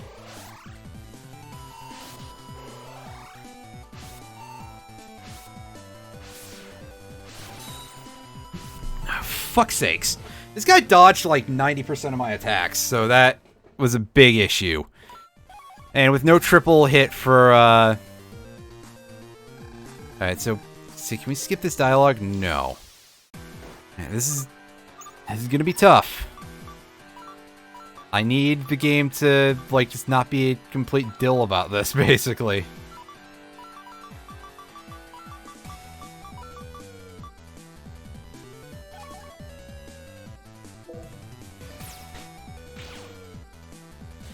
Well, I mean, that is what I'm trying to do here, is to...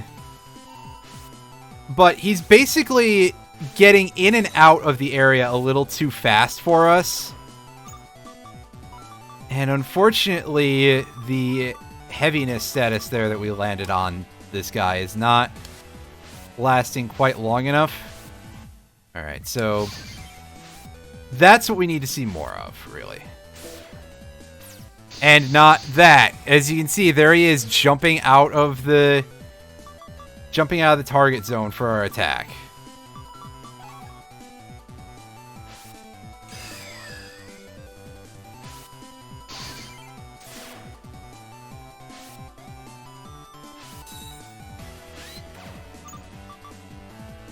On the other hand, we're getting a couple of instances of him just jumping back into the attacks. He shouldn't be able to float over the holes, but when they start fading back in, the game can be very not generous about whether or not they count. Yeah, see, he's trying to get sucked into some of the pitfall traps there, and it's not doing anything. Alright. So, let's do some of this.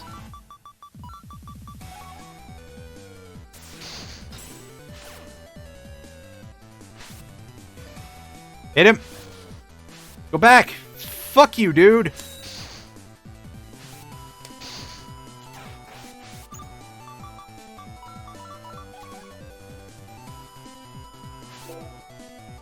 Shit!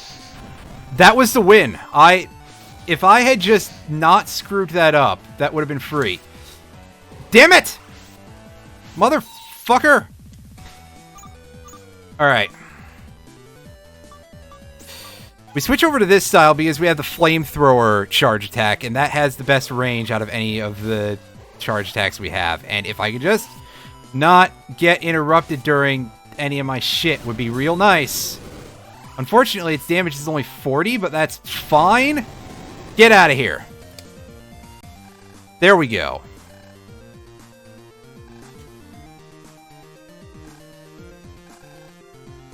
I mean, it's a ghost ship. It's doing what it's... Yeah. Alright. Well, there we go. That side quest is finished. That was a shockingly hard fight against what was basically just sort of a generic enemy. Just very heavily amped up. Go back home.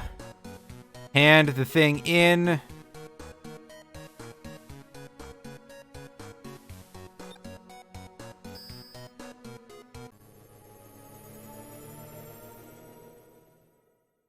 Alright.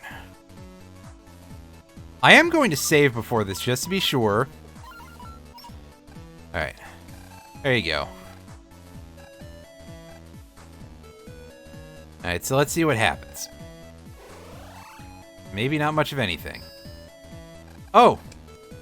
Neat. This actually is designed after one of the PC-98 era characters whose name I can't remember.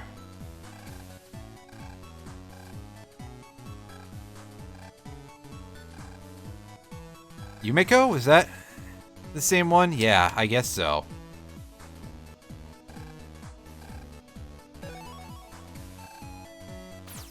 Alright, well, we got something out of the deal. Let's have a look at what that is. I think that's going to heal us when we use our chips here. Yeah, recover 30 HP when using any chip. That's pretty solid.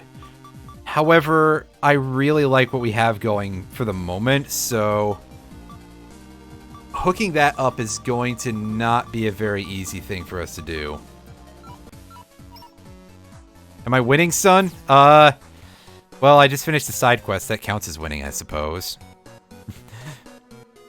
As we're moving on now with the plot to a very, very difficult dungeon, if I recall correctly.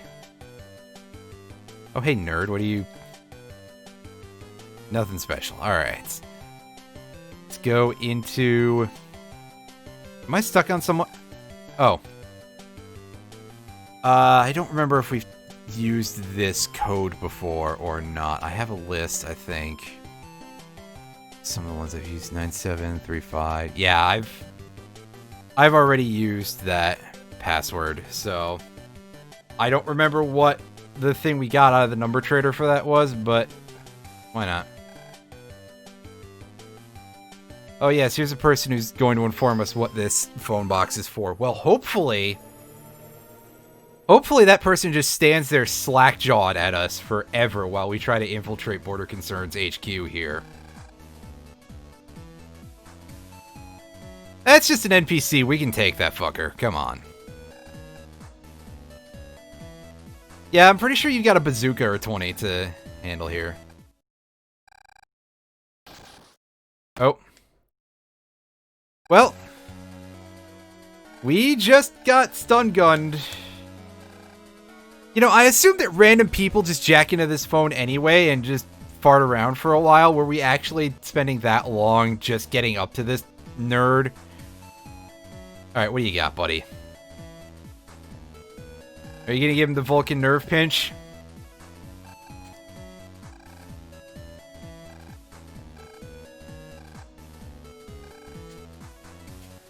Yeah, apparently we're able to just seduce NPCs, and that is still really fucking weird, considering this franchise is, again...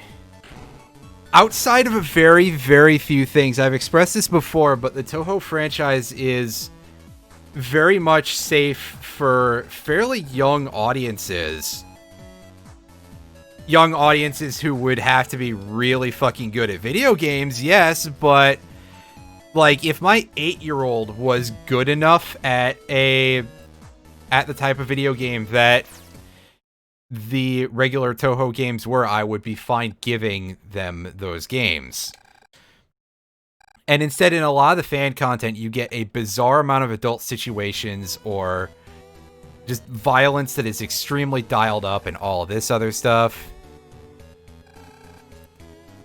Well, Retro, it sounds like you're going to either be stuck with that or getting something new, so I have nothing new to add there. I can't help you in any... Especially because, again, I don't know a lot about most of the regular... Well, even then, you said it was Soul Hackers, right? So I guess that's kind of a spin-off, so... Alright.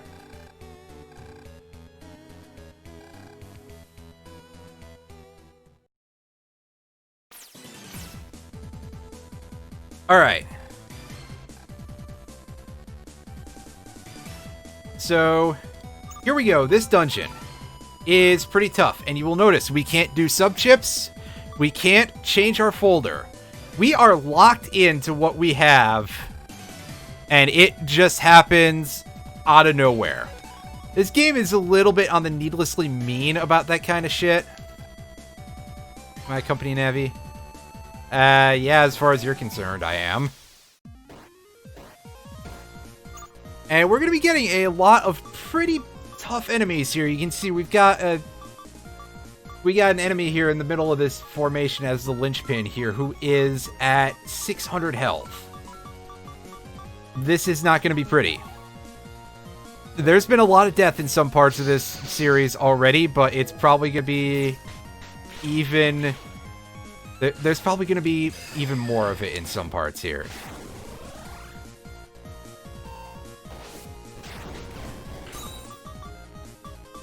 I would like to try to keep that as low as possible because I know that I already made that last stream a little bit insufferable with the fact that I was doing the same fight for 2 hours. Yeah, thankfully this is not too bad, but it's more the matter of that's a single fight, whereas a dungeon is inherently a war of attrition.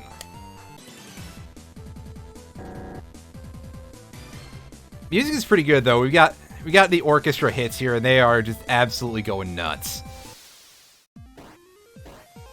And we get this formation once again. Great. I'm real glad for the amount of the samey shit here. Okay. Do this. And down.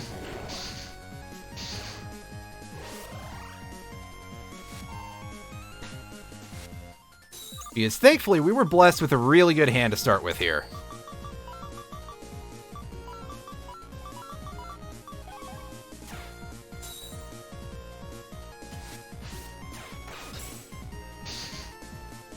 Unfortunately, I am playing part of this like a complete fool. To quote one of the YouTubers I follow and have followed for what is now going on 10 years, I'm really playing this like a bag of toys. And we just got us a thing that's not really that useful in this code. Placed by an automated system. It will ask for a password. Step on the numbers on the floor in order within the time limit. If the wrong number is input or the time limit expires, an Autoroid will be dispatched. We'll have to fight an enemy. Defeating it will also unlock the system, so just do what we feel like.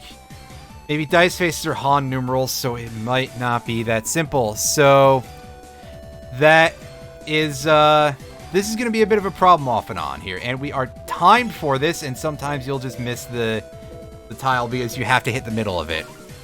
The YouTuber in question would be Brisulph, Brisulph, who I believe I referenced in one of the videos I did about Pokemon Uranium, what now feels like literally at least 15 years ago. Being a, the whole pandemic thing has definitely killed my sense of time entirely. So my perception of those, I think I did those like fairly early in the summer actually last year, which is just completely buck wild to imagine that there was an early summer last year, that there was any, that time has ever existed basically. All right, so from here is the part where, yeah, because I don't understand the Han numerals offhand very easily, but yeah, we get a fight here, and it's not really that complicated, I don't feel like. So we're gonna do things differently here.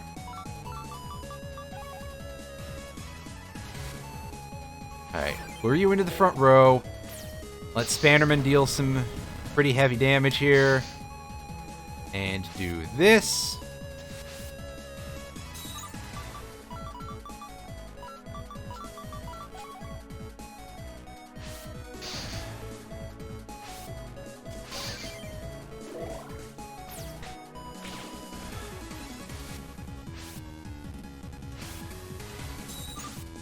Yeah, this fight is not too hard. It's, like, honestly just sort of mid-boss tier at worst.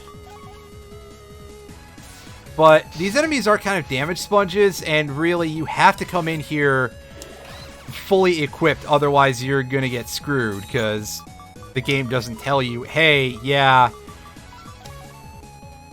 you won't be able to change your folder or anything. There's a few too many of these sequences, I think, in this game. Again, reminiscent of one of the things that's a little bad about Pokemon Uranium. God, the fact that I've brought this game up more than once in the past 15 minutes or so, even though one of them was specifically by virtue of referencing a video that I did,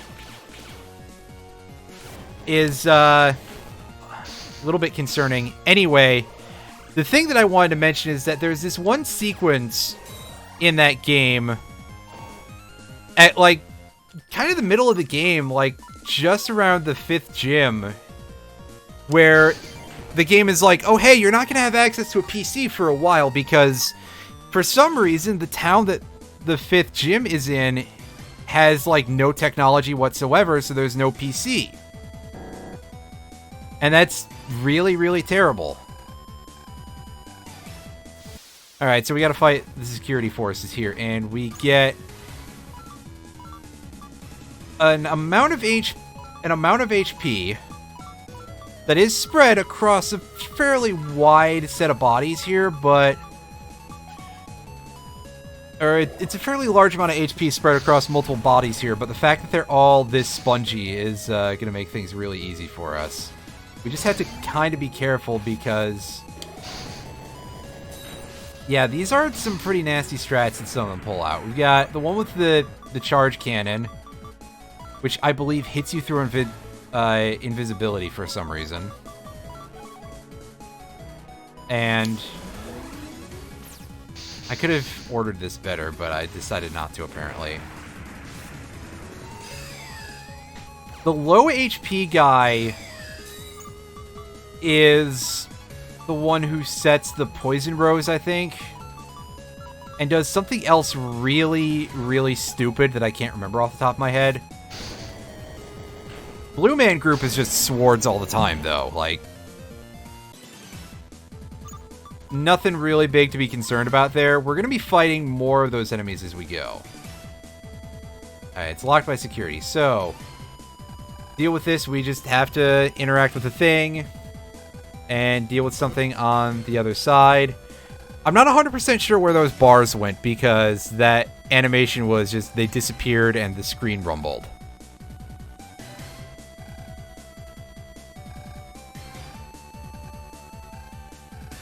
So it might have gone up, they might have gone down, they might have just vanished into thin air. Who knows? Anyway, it's back to the dungeon for us.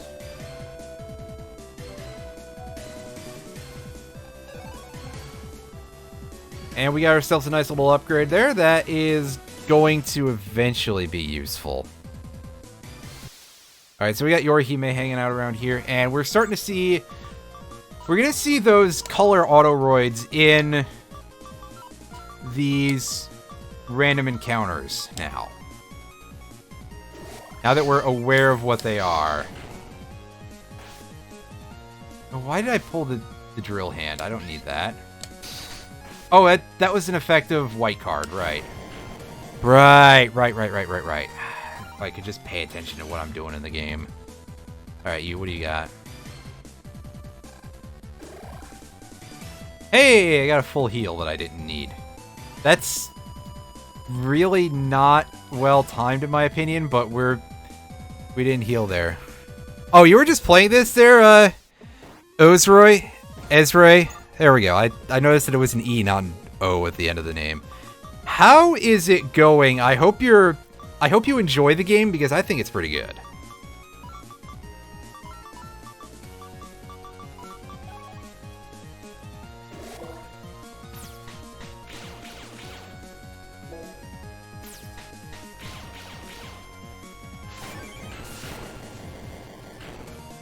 Is this 5.5? The version is, hang on a second. I will drop an exclamation in here. If my bot is functioning, that should give some information. And it appears to not be. I I realize that the problem is I don't have the command enabled. Well, let me do that again. Okay, yeah. So, that is the version that I am playing. I don't 100% know if it's, like, up to date or anything. It may be quite old, in fact. Seeing the... Oh, there's a new version. I will have to check that out at some point. I will probably... Did I just go backwards? Yeah, okay. So I have to go back through this area again because I forgot that dungeon is set up like that. This level design is a little bit on the malevolent side, needless to say. I will, once I finish the entire story mode of this, which is not going to be this stream, it will be next stream, I will install the patch and I will see what is new about the new version of this game. In fact, I will likely also stream such because... Okay, yeah, this is what he does. This Chucklehead has the 100 barriers. I don't think they're auras because I'm pretty sure the aura in this game is 80. I think, if I recall correctly. But obviously, I mean, I could find out if it was a 100 barrier by just plinking at it a bit.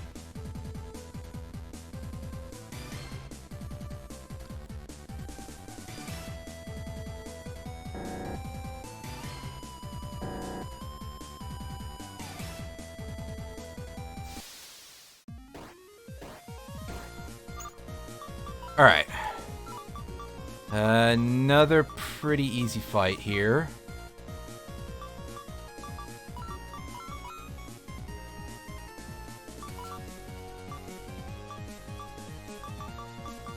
Stuns. Yeah. Fully transferable, auto swaps any changes, copy paste, save.she into new folder. Noted.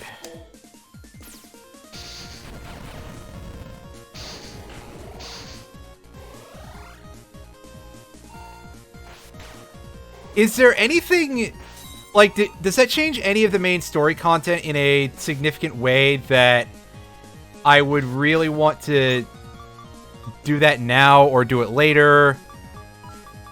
Or to specifically choose to wait to do it, rather, I guess is what I'm trying to say. I'm really not great at words in the moment, if that has not been made clear already.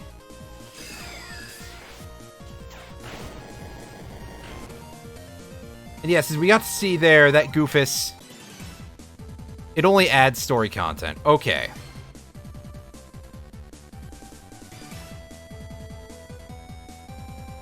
But basically, at my current depth, if I do this after this stream, which will probably end once I'm done with, judging by how long this area is, basically what I'm trying to say is it doesn't change any earlier cutscenes. Okay, I'm just trying to put this as I'm not going to miss anything, am I? Because that would just kind of suck.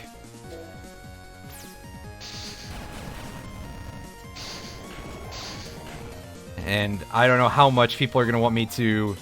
Oh, that was a big get. Also, yes, we can access our folder now. That's great. How about that? I don't think I have Beetleman at all. And we just got Beetleman version 2 in W code. That is not what it usually is in. I'm pretty sure it's in B usually, because of course that's how all the Navi chips do. But we can also check in here, maybe? And yeah, we can see that each of these has an alternate code. I did not realize that was even, like, a thing. That's pretty cool, though. Alright, so Beetle is going to be B to start with, and W. Clearly W for Wriggle, right?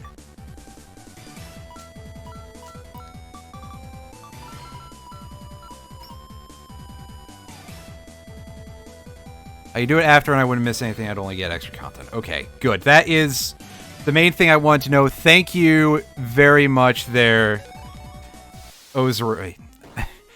I almost screwed up your name again. Ozre. Ozre is what I'm going to go with as the pronunciation of your name. And again, thank you very much for letting me know about that, because absolutely that would be a very, very nice thing to have for streaming reasons. And as I said, I really do enjoy this game, so seeing more content added to it is always good. Alright, so here's where we start seeing a bit of a mix of things. We've got me not getting around that panel properly. That's a shame. Oh well, here comes a mini-boss.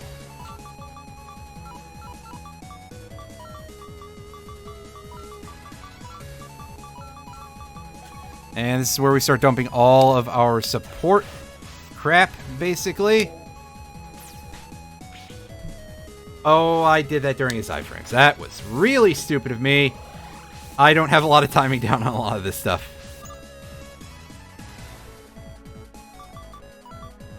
Well, again, thank you very much. I feel like I'm repeating myself slightly, but, Yeah,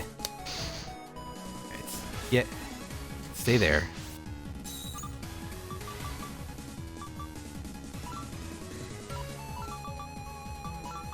Don't hit okay yet. It's not time to do that just yet.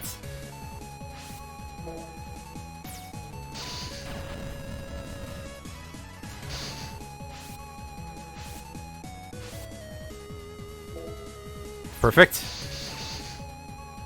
I thought that was going to be a second late, but it turned out to not be such an issue. Alright, go invisible, do this. Get up to the front. Very nice. That's a good counter, although it did kind of mean that the stun game was useless. On the other hand. Alright, well. Have a nice rest of your day, evening. It's evening over here, so. And thank you for the good luck. Alright, we got these again. Might have helped if I saved, but it's not going to be too big of an issue, I don't think.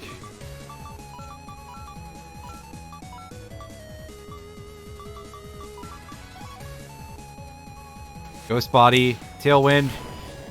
Oh, look at that. Get out of the way.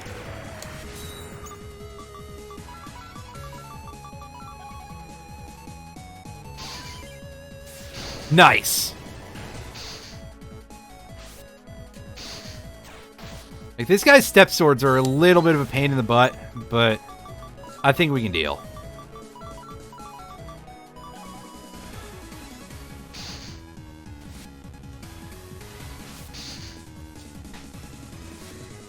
Yikes. It's not gonna hit. Damn. Damn, damn, damn, damn, damn. Well, an attempt was made.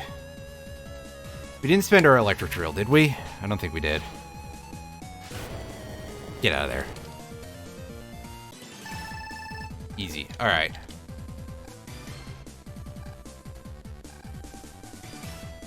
That should just be right here. Nice and simple. Alright. Cutscene. Oh. Yeah, where did you get that bazooka from? I would think that would be seized by security at some point.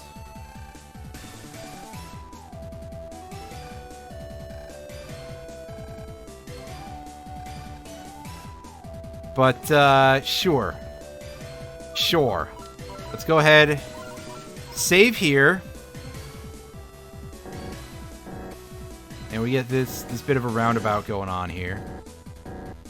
Alright. And we're in the 10th floor here, apparently.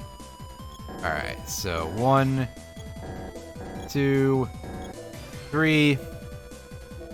This puzzle pretty much relies on you can't see the whole map at once, basically. Which I've expressed some frustration with here and there, but okay, I suppose it is a valid game design idea.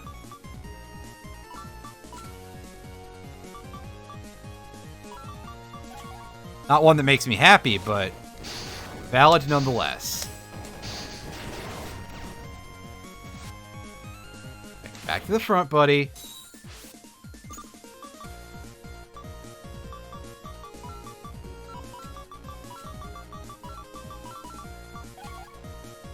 So we do this.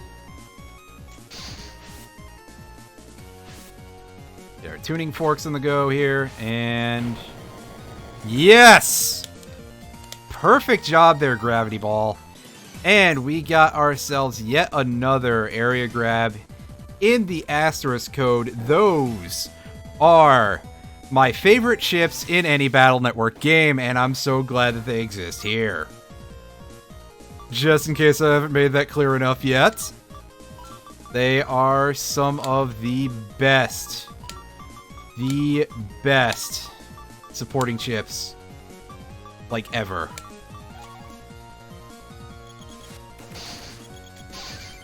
Also, look at these fuckers go. They are very quick, and we didn't even get through the barrier.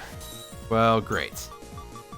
So here's what the trick with the green shirts is. They are completely invulnerable inside of their barrier, even to their own poison floor. But also, the Tailwind and Headwind ships, I don't know if I've ever shown it off, but they do provide the same North Wind effect that a lot of that stuff will often do in the Battle Network games, removing auras and barriers. And that is very helpful for a fight like that. Alright, so what do we got going on here? 2, 3, 4, 5. Don't penalize me for stepping places I have already. Alright.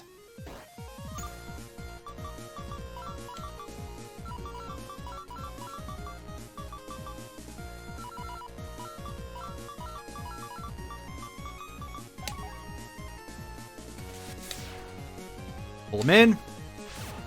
Screw up our timing a little bit. Screw up our timing even more. But we're honestly in pretty okay shape with this anyway, so. Oh, I think that was a double hit. That's nice. That's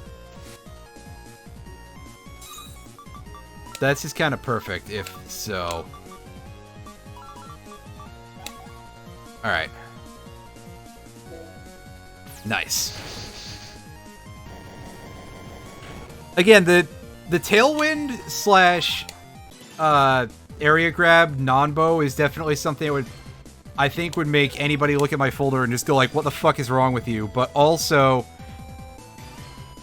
being able to manipulate where an enemy is still very powerful, and pulling the enemy to the front tends to be much better than pushing them back. At least in my personal experience. And here we are on floor 20. I sort of think of it that way instead of floor 20 because, well, aside from the fact that floor 20 is funnier, we're basically in a separate section here. Earth Power. This is one that I don't know if I've really shown off before, but it causes every elemental panel to deal damage to the enemy standing on it. This is pretty powerful with certain setups. Like if I was going to use that poison field and preferably a poison style or a wing style to not take poison damage, that would be really strong. Okay, 2, 3, 4, 5, 6, 7, 8. That was a little dicey because I was afraid of walking onto the panel there, but yeah. Alright. Got another Buster Charge. I think we have all of the non-damage Buster enhancements, which is going to be great because, spoiler alert, we will be wanting to do for the last fight a strategy based around using the super fast shot that I forgot the name of, the Vulcan Buster or whatever. I don't think that's the correct name, but also Vulcan Buster is a pretty good name either way.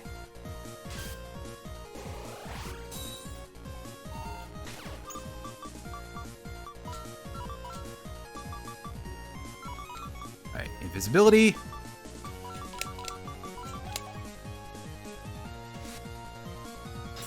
No, that would be... well, just incorrect is all. Alright, get in... damn! What a dodge. However, another double hit on our Electric Fang. That's pretty good. As we come into the conveyor belt maze, and I don't know how to get around here. At least one conveyor belt maze is just kind of traditional in a Mega Man Battle Network game, so yeah. That'll be hot stuff, yeah. That's one way to think of it.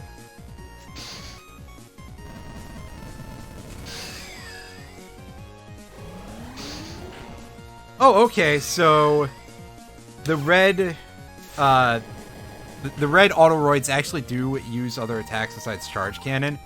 I didn't know that. Which isn't me being like, oh, I didn't know that, look at this. I legitimately did not know. Alright, so let's get a quick save in here. 1, 2, 3, 4, 5, 6, 7. There we go. Ding! That was just in case I ran out of time. Alright. We're gonna get ambushed as soon as we do this, aren't we?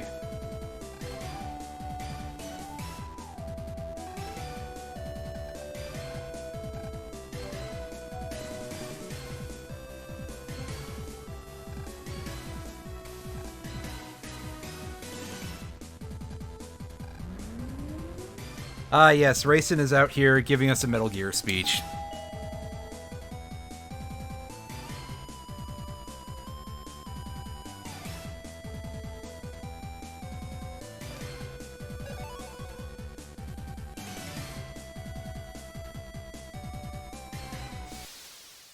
Of course, we're gonna get one more fight before we manage to pick up this mystery data. What a pain in the butt.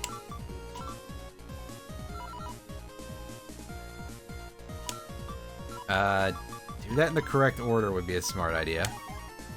Alright. Ghost Body.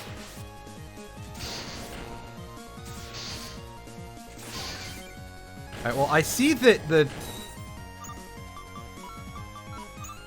sword guy is having a bit of an issue, to say the least. So let's try doing things a little differently here. Alright. Ghost Body. Fuck, man. The fact that they just go through you if they don't hit you is kind of weird. Also a huge pain in the ass.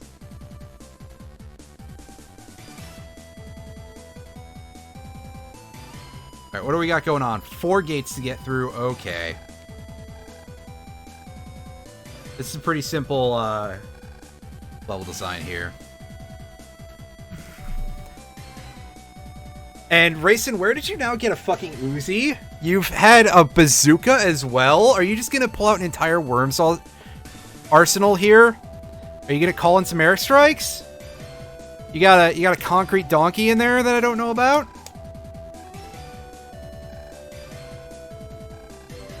Oh, I get it. You were donating to Rom's Patreon. Okay. Provide money in real estate. Well, I mean, yes, you technically are helping that way, but I digress.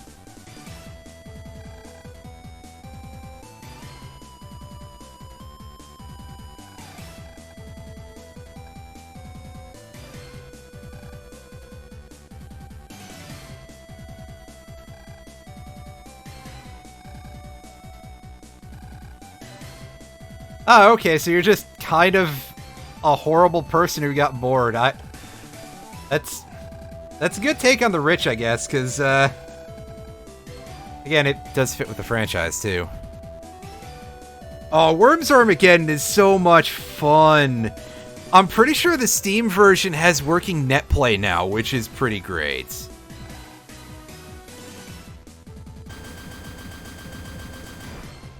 Oh yeah, I don't know what you expected here, but, electromagnetic barrier, yeah, that's,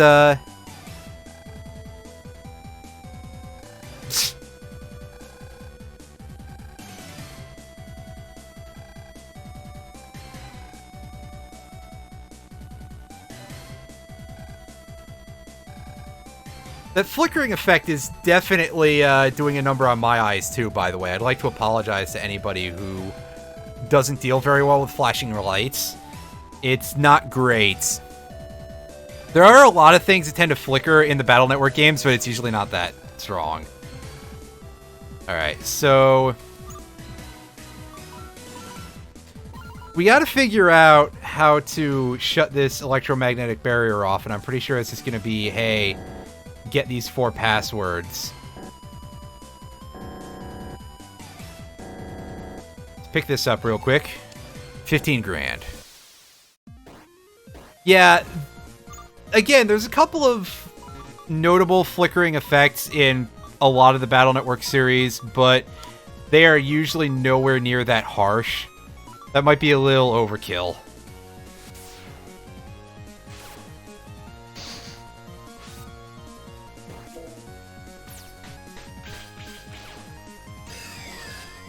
Oh. I think that went through my invisibility. Well, crap. Fee, fi, fo, and fum. That was not a great time.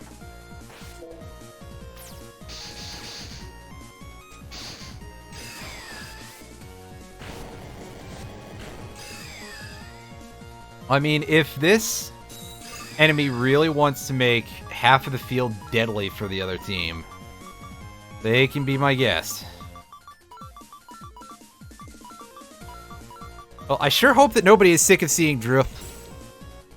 I hope nobody is sick of seeing drill break as a thing here, just because I get so much mileage out of it with this folder. It's really good. The entire field damage plus all the extra hits. It's one of the better combos in the game. Alright, so over here we're going to have a nice big field of shit to hit here. 1, 2... Oh, I misstepped. I was even, like, trying to do this correctly, and then I just stepped in the wrong tile. Oh, I stepped in it for sure. Alright, get these enemies to the 4. And our folder is really quite bad here. Folder. Our folder is of questionable quality, but it's the hand that is awful. Because we drew into nothing to help us combo here. We can protect ourselves, and we can fire off some attacks, and that's about it. Oh, neat. That's pretty good. Like I said, I usually don't have the best results with those in, well, mostly Persona 4 is where my memory is coming from on that one, but still, it's good to have that, and anything that can go through resistances that well is always welcome. Right, Ghost Body. Nice, I'll take a Death Wiper, and some of that. If we can get... Oh, that was terrible. I have to be quite upset, actually. Alright. Fine, we're clearly not going to drill break here, so we're just going to do this. Yeah, there we go. Perfect! Perfect setup. Keyboard issues. Single target.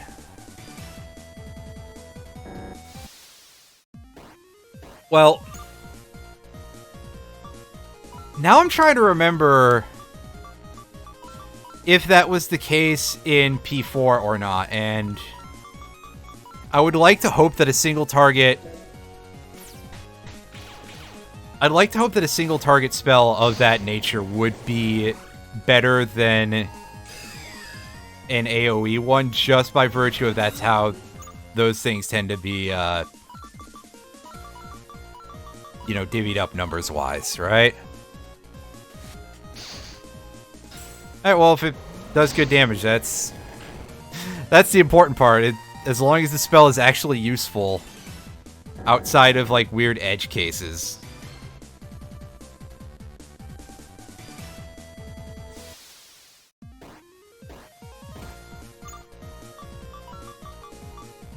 But yeah, I basically feel like it's an SMT game. It would probably go for what really is basically the FF14 approach to damage from AoE attacks, that it just would be very, very low by comparison, and a lot of the value would just come from the sheer usefulness of being able to hit multiple things at once.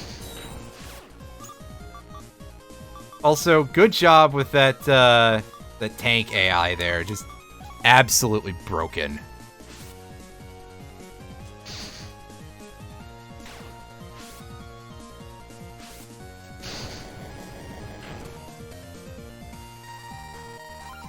Oh, that should definitely do some, what level are you at right now? In the 50s, I think? So I think that that is not 100% likely, and you'll have to go for something a little later. You're at 50 flat. Okay. 50 to 51. Yeah, I would figure that you'll end up getting Megadaleon with another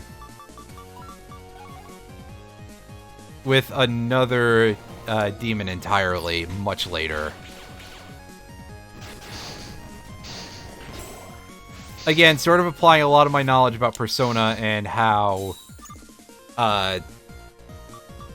Narukami's personas would always grow, that you would be getting a move pool that would only last a certain amount of levels.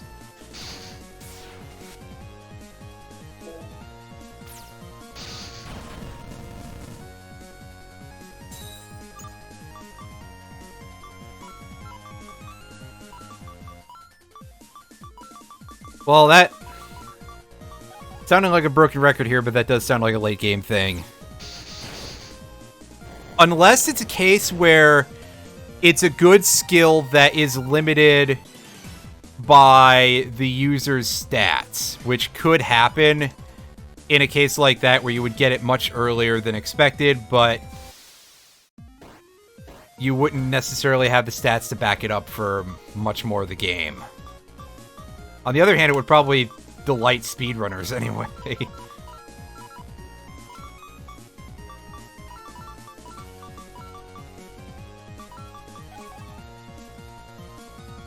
visible.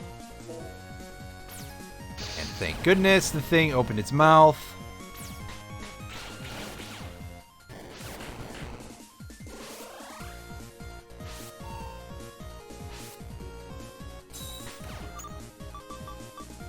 Ah, okay. Gotcha.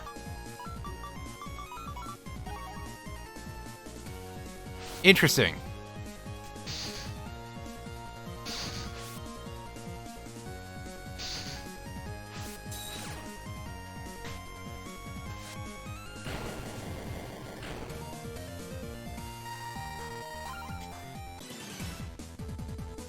We get turned around. Yeah, we did not get turned around. We have to go in here. 1, 2, 3. Don't overshoot it. 4. Yes. Ooh, that's tight.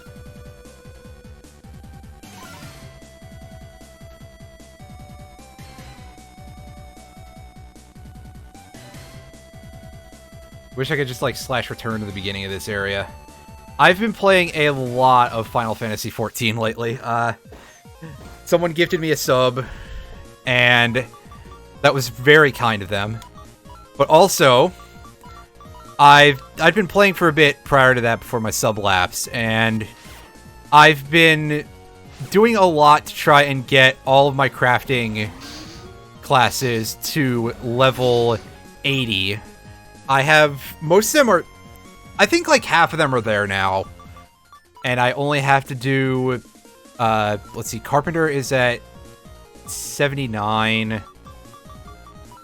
Leatherworker is at 75. Culinarian is at 72. Although, again, I don't say how many people even like Culinarian. And Armorer is somewhere in that area.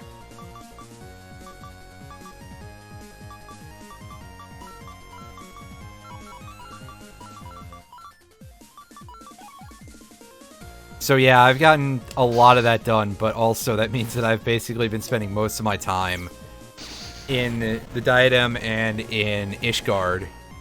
But I've done a couple of other things here and there too, so that's at least nice.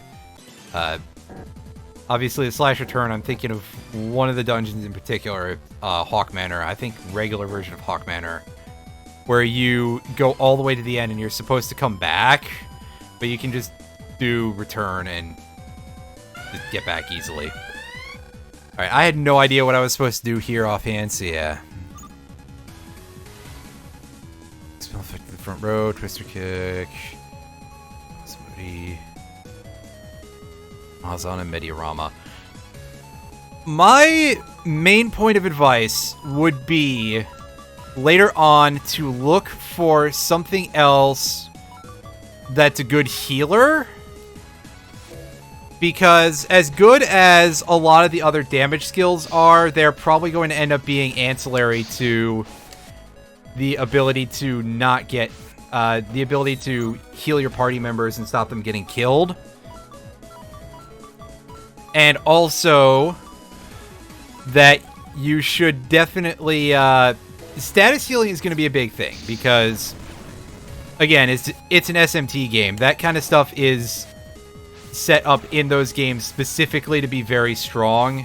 Status effects, stat adjusting skills, anything like that is going to be very powerful in SMT compared to other RPGs. It's not party-wide. If the damage is still good, then it might be a semi-viable option even so. Oh, this hand. This is pissing me off. I think I just have to not bother with trying to do drill break here because I'm just not going to get it.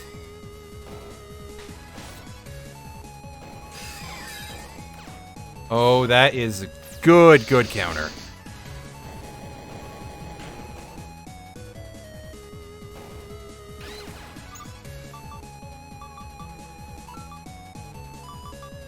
And of course, there's my V2 EQ there, so great. I could have done drill break anyway. Damn it, I'm an idiot. Oh yeah, we're firing a lot of lasers here. And of course, those are very strong and viable, and they protect us in the front, so that is extremely useful. Anything that gives us defense and offense, always worth considering as a viable option. And here it is very, very high up there.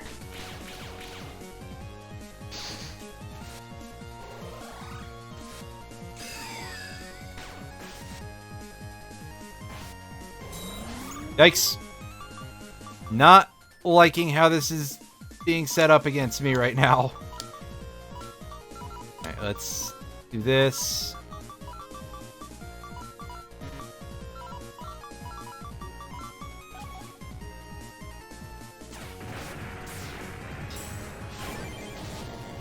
Ow.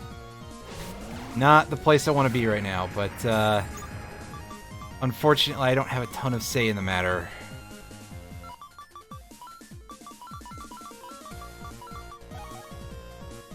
Mash the A button real quick. Oh, nice timing.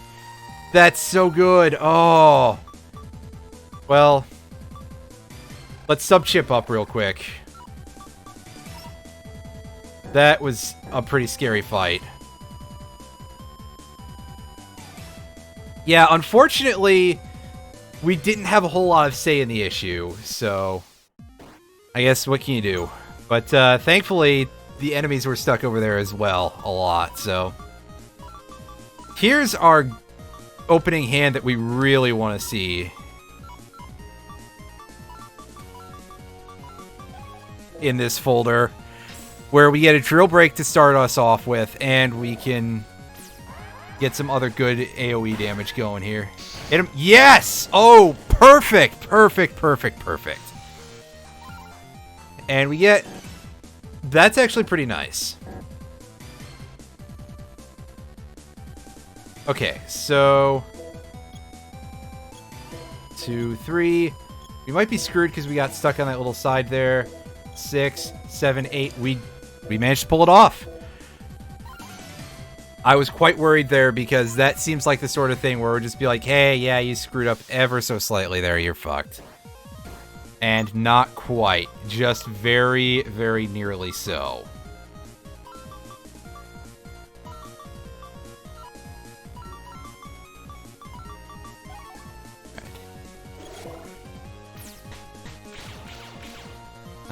Thankfully that bug moved into a position that lets us do more damage. Alright, so now all we've got left is the sword asshole, so that shouldn't be too bad. I'm sure that I'm about to eat those words for that one, but let's see what we can do here. Alright. Yes, thank you.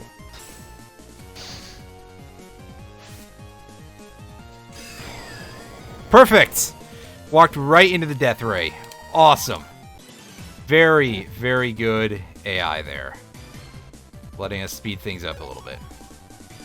And we get a Mega Hawk in G. I don't remember if I've described or even really shown off the Tomahawk chips.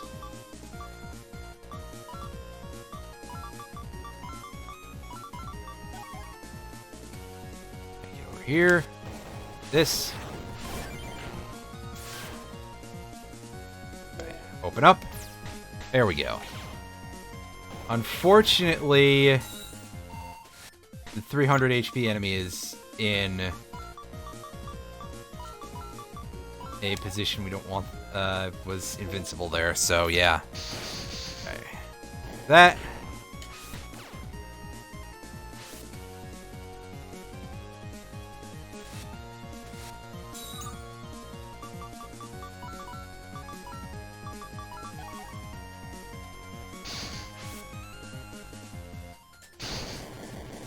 Alright.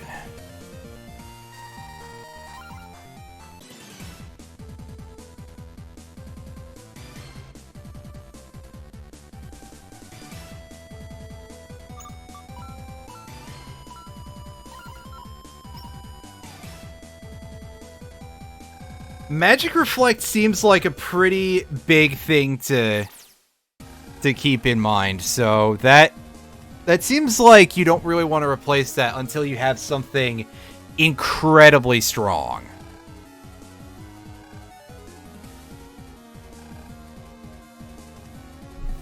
Just because, again, my knowledge of SMT goes far enough to know that, hey, reflect abilities are fucking strong, and just magic in general seems like you'll get a lot of mileage out of that.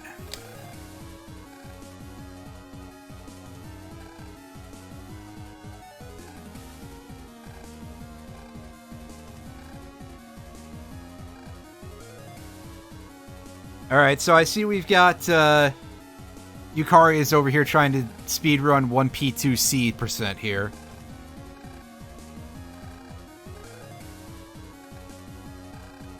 Unfortunately, 2 enemies on the field is actually going to cause them some issues because they will have difficulty getting around. And this fight is, I I recall this not being too bad, but we'll see how good my recollection is here in just a moment. You can see that we're starting out not really going fast enough to actually set up the combo for both of them. Also, you can kind of get a bit of a taste of what we're dealing with in terms of movesets here. Basically, Chen is top man and Ran is base, but with some extra tricks up her sleeve. And yeah, Battle Network top man, by the way, is definitely kind of a badass compared to his regular one for anybody who's not all that well versed in Battle Network. Yes, this guy is... if we play Battle Network 4 on this channel, which, you know, who knows, we might. I'm not going to count anything out just yet. Okay, that I've never really seen the full extent of that attack before, so yeah.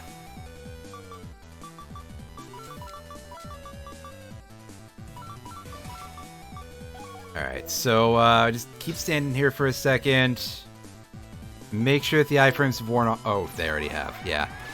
Alright, so this field status is not super ideal for dealing with, for doing drill break, but it's damn close. If we could just confine the enemies to a single row, or single column, as it were, that would be really good, but unfortunately, this is as much as we can get, and there we go. That was about to be the BN1 base attack of just targeting every panel at once, basically. And we get Chen's battleship for our efforts.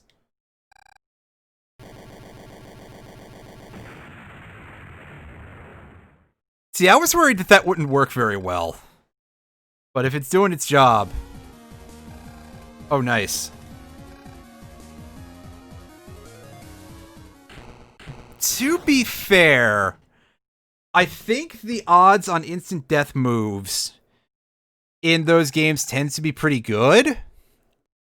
At least as a baseline. Like 40%, 65 for two-stage versions. And again, somewhat based on elemental weakness, but whatever. That's still a higher rate than Pokemon games, and that's sort of my baseline for, like, this is good versus bad in terms of death spells.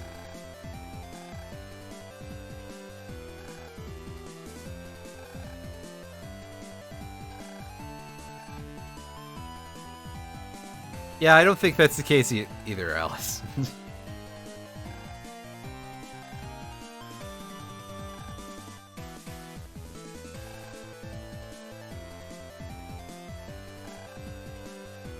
There isn't really a whole lot of escape that you have here unless there's some other weird BS other than just literally kill everybody. Oh, she just teleported. Hey, look at the typo.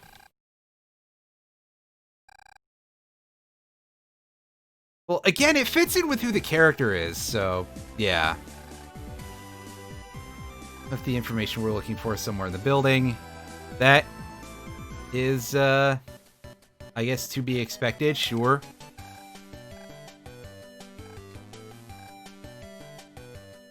Well, we're getting somewhere anyway.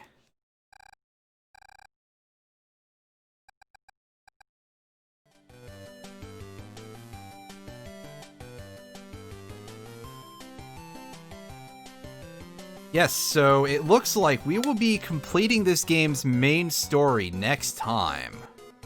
Next time we stream this anyway. I'm not going to be streaming this on my next stream. Next stream is going to be more Crash Bandicoot. But why don't we go and check out that job board real quick and see what else is available for us next time on Dragon Ball Z. It feels like it's been enough, dragged out enough in some ways to be like that. President of a large company is facing some issues.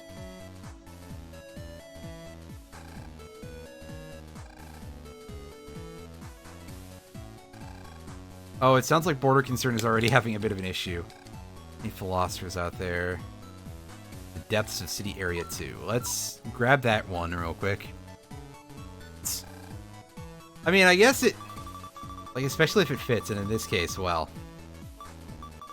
We're looking at some anime things here, basically, so... It may as well.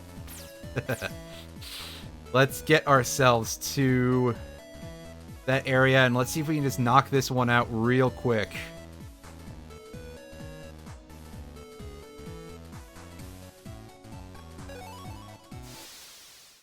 Before we head off.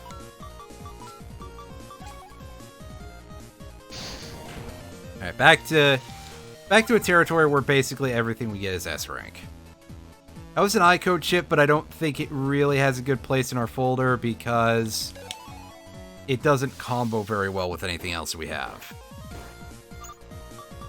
And I say that 100% from behind a setup that uses area grab and something that pulls enemies in closer. Alright, this is the dude we're looking for. I'm going to save just in case it is a fight, which, who knows. Alright, what do you got?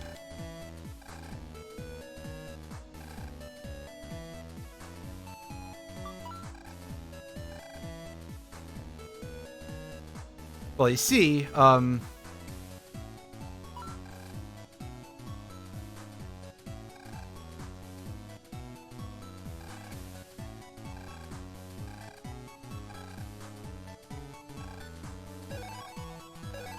well, that was nice and easy, and we get a nice little bonus there. That's pretty great. So, let's watch some cutscenes real quick, and yeah, see where the plot's going here, if we can get anything out of this. Hey, look, it's Jace from Magic the Gathering, but I think I've said that before. Have I ever considered streaming a Super Robot Wars game? I've given it some consideration.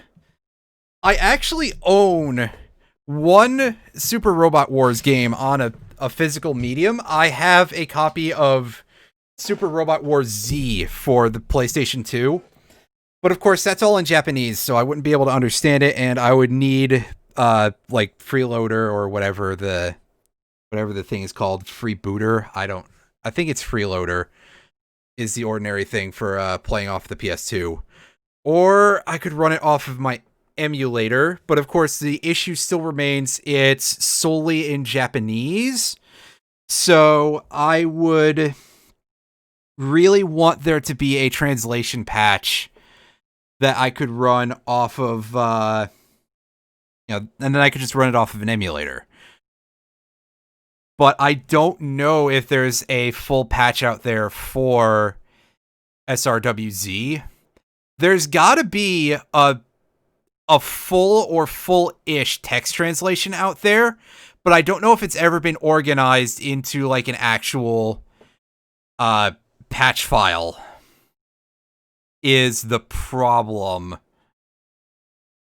because that is a shockingly large amount of work. Like, you'd think, oh, just realign the text, but of course there's the matter of like, if it's not the right length, you have to find new empty spaces and repoint everything. There's a shocking amount of that shit that goes into it that would be a bit of a challenge for me to do on my own, especially in an expedient manner.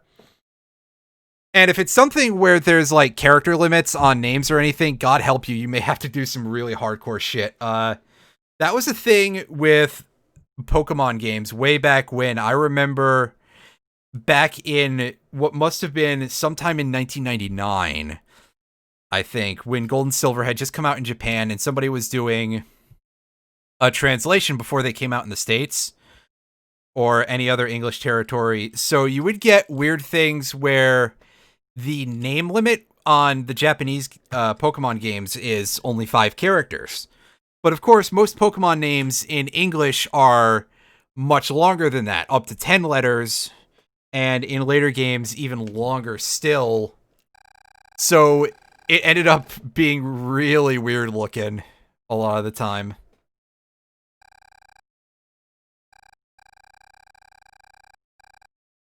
So anyway, now that I've distracted a little bit from the story here, let's take a look at this. And see if we get some more cutscene going. Oh, this is Jason's face talking on the screen some more.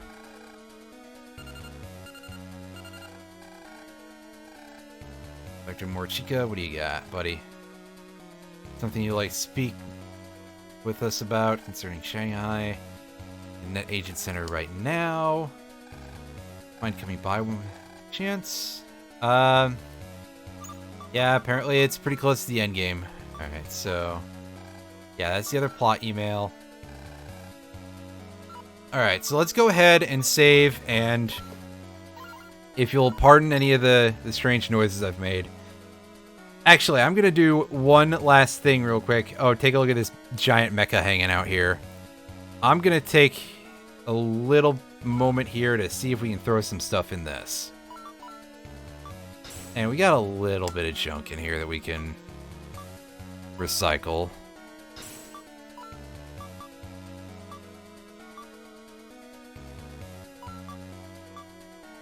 Anything else near? Leaf sword, we can't have that many in there. Silver knife, we're limited to 3 per folder. Yeah, so we can throw out 2. Magi bomb. Oh, that's a shame.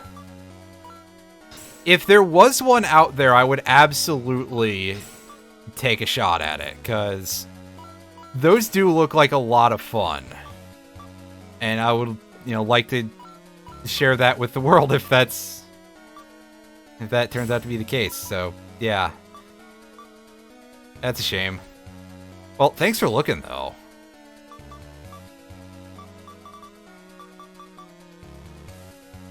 Alright, so we've got 9 more chip trades we can do. Let's see if we can get us another slam dunk like that one we had many sessions ago. Alright, reverse shield, normal road. We got one of those earlier today, actually. Tadpole, sand road. I don't think we have any of these. What format did I say? Well, now I don't 100% remember. I think I was just talking about... Well, hang on. Let me finish up with this. Oh, hey, there's a chip for a boss we didn't even fight yet. I think we fought him once for plot reasons, and that's it. That was an H code. That's pretty neat. Alright.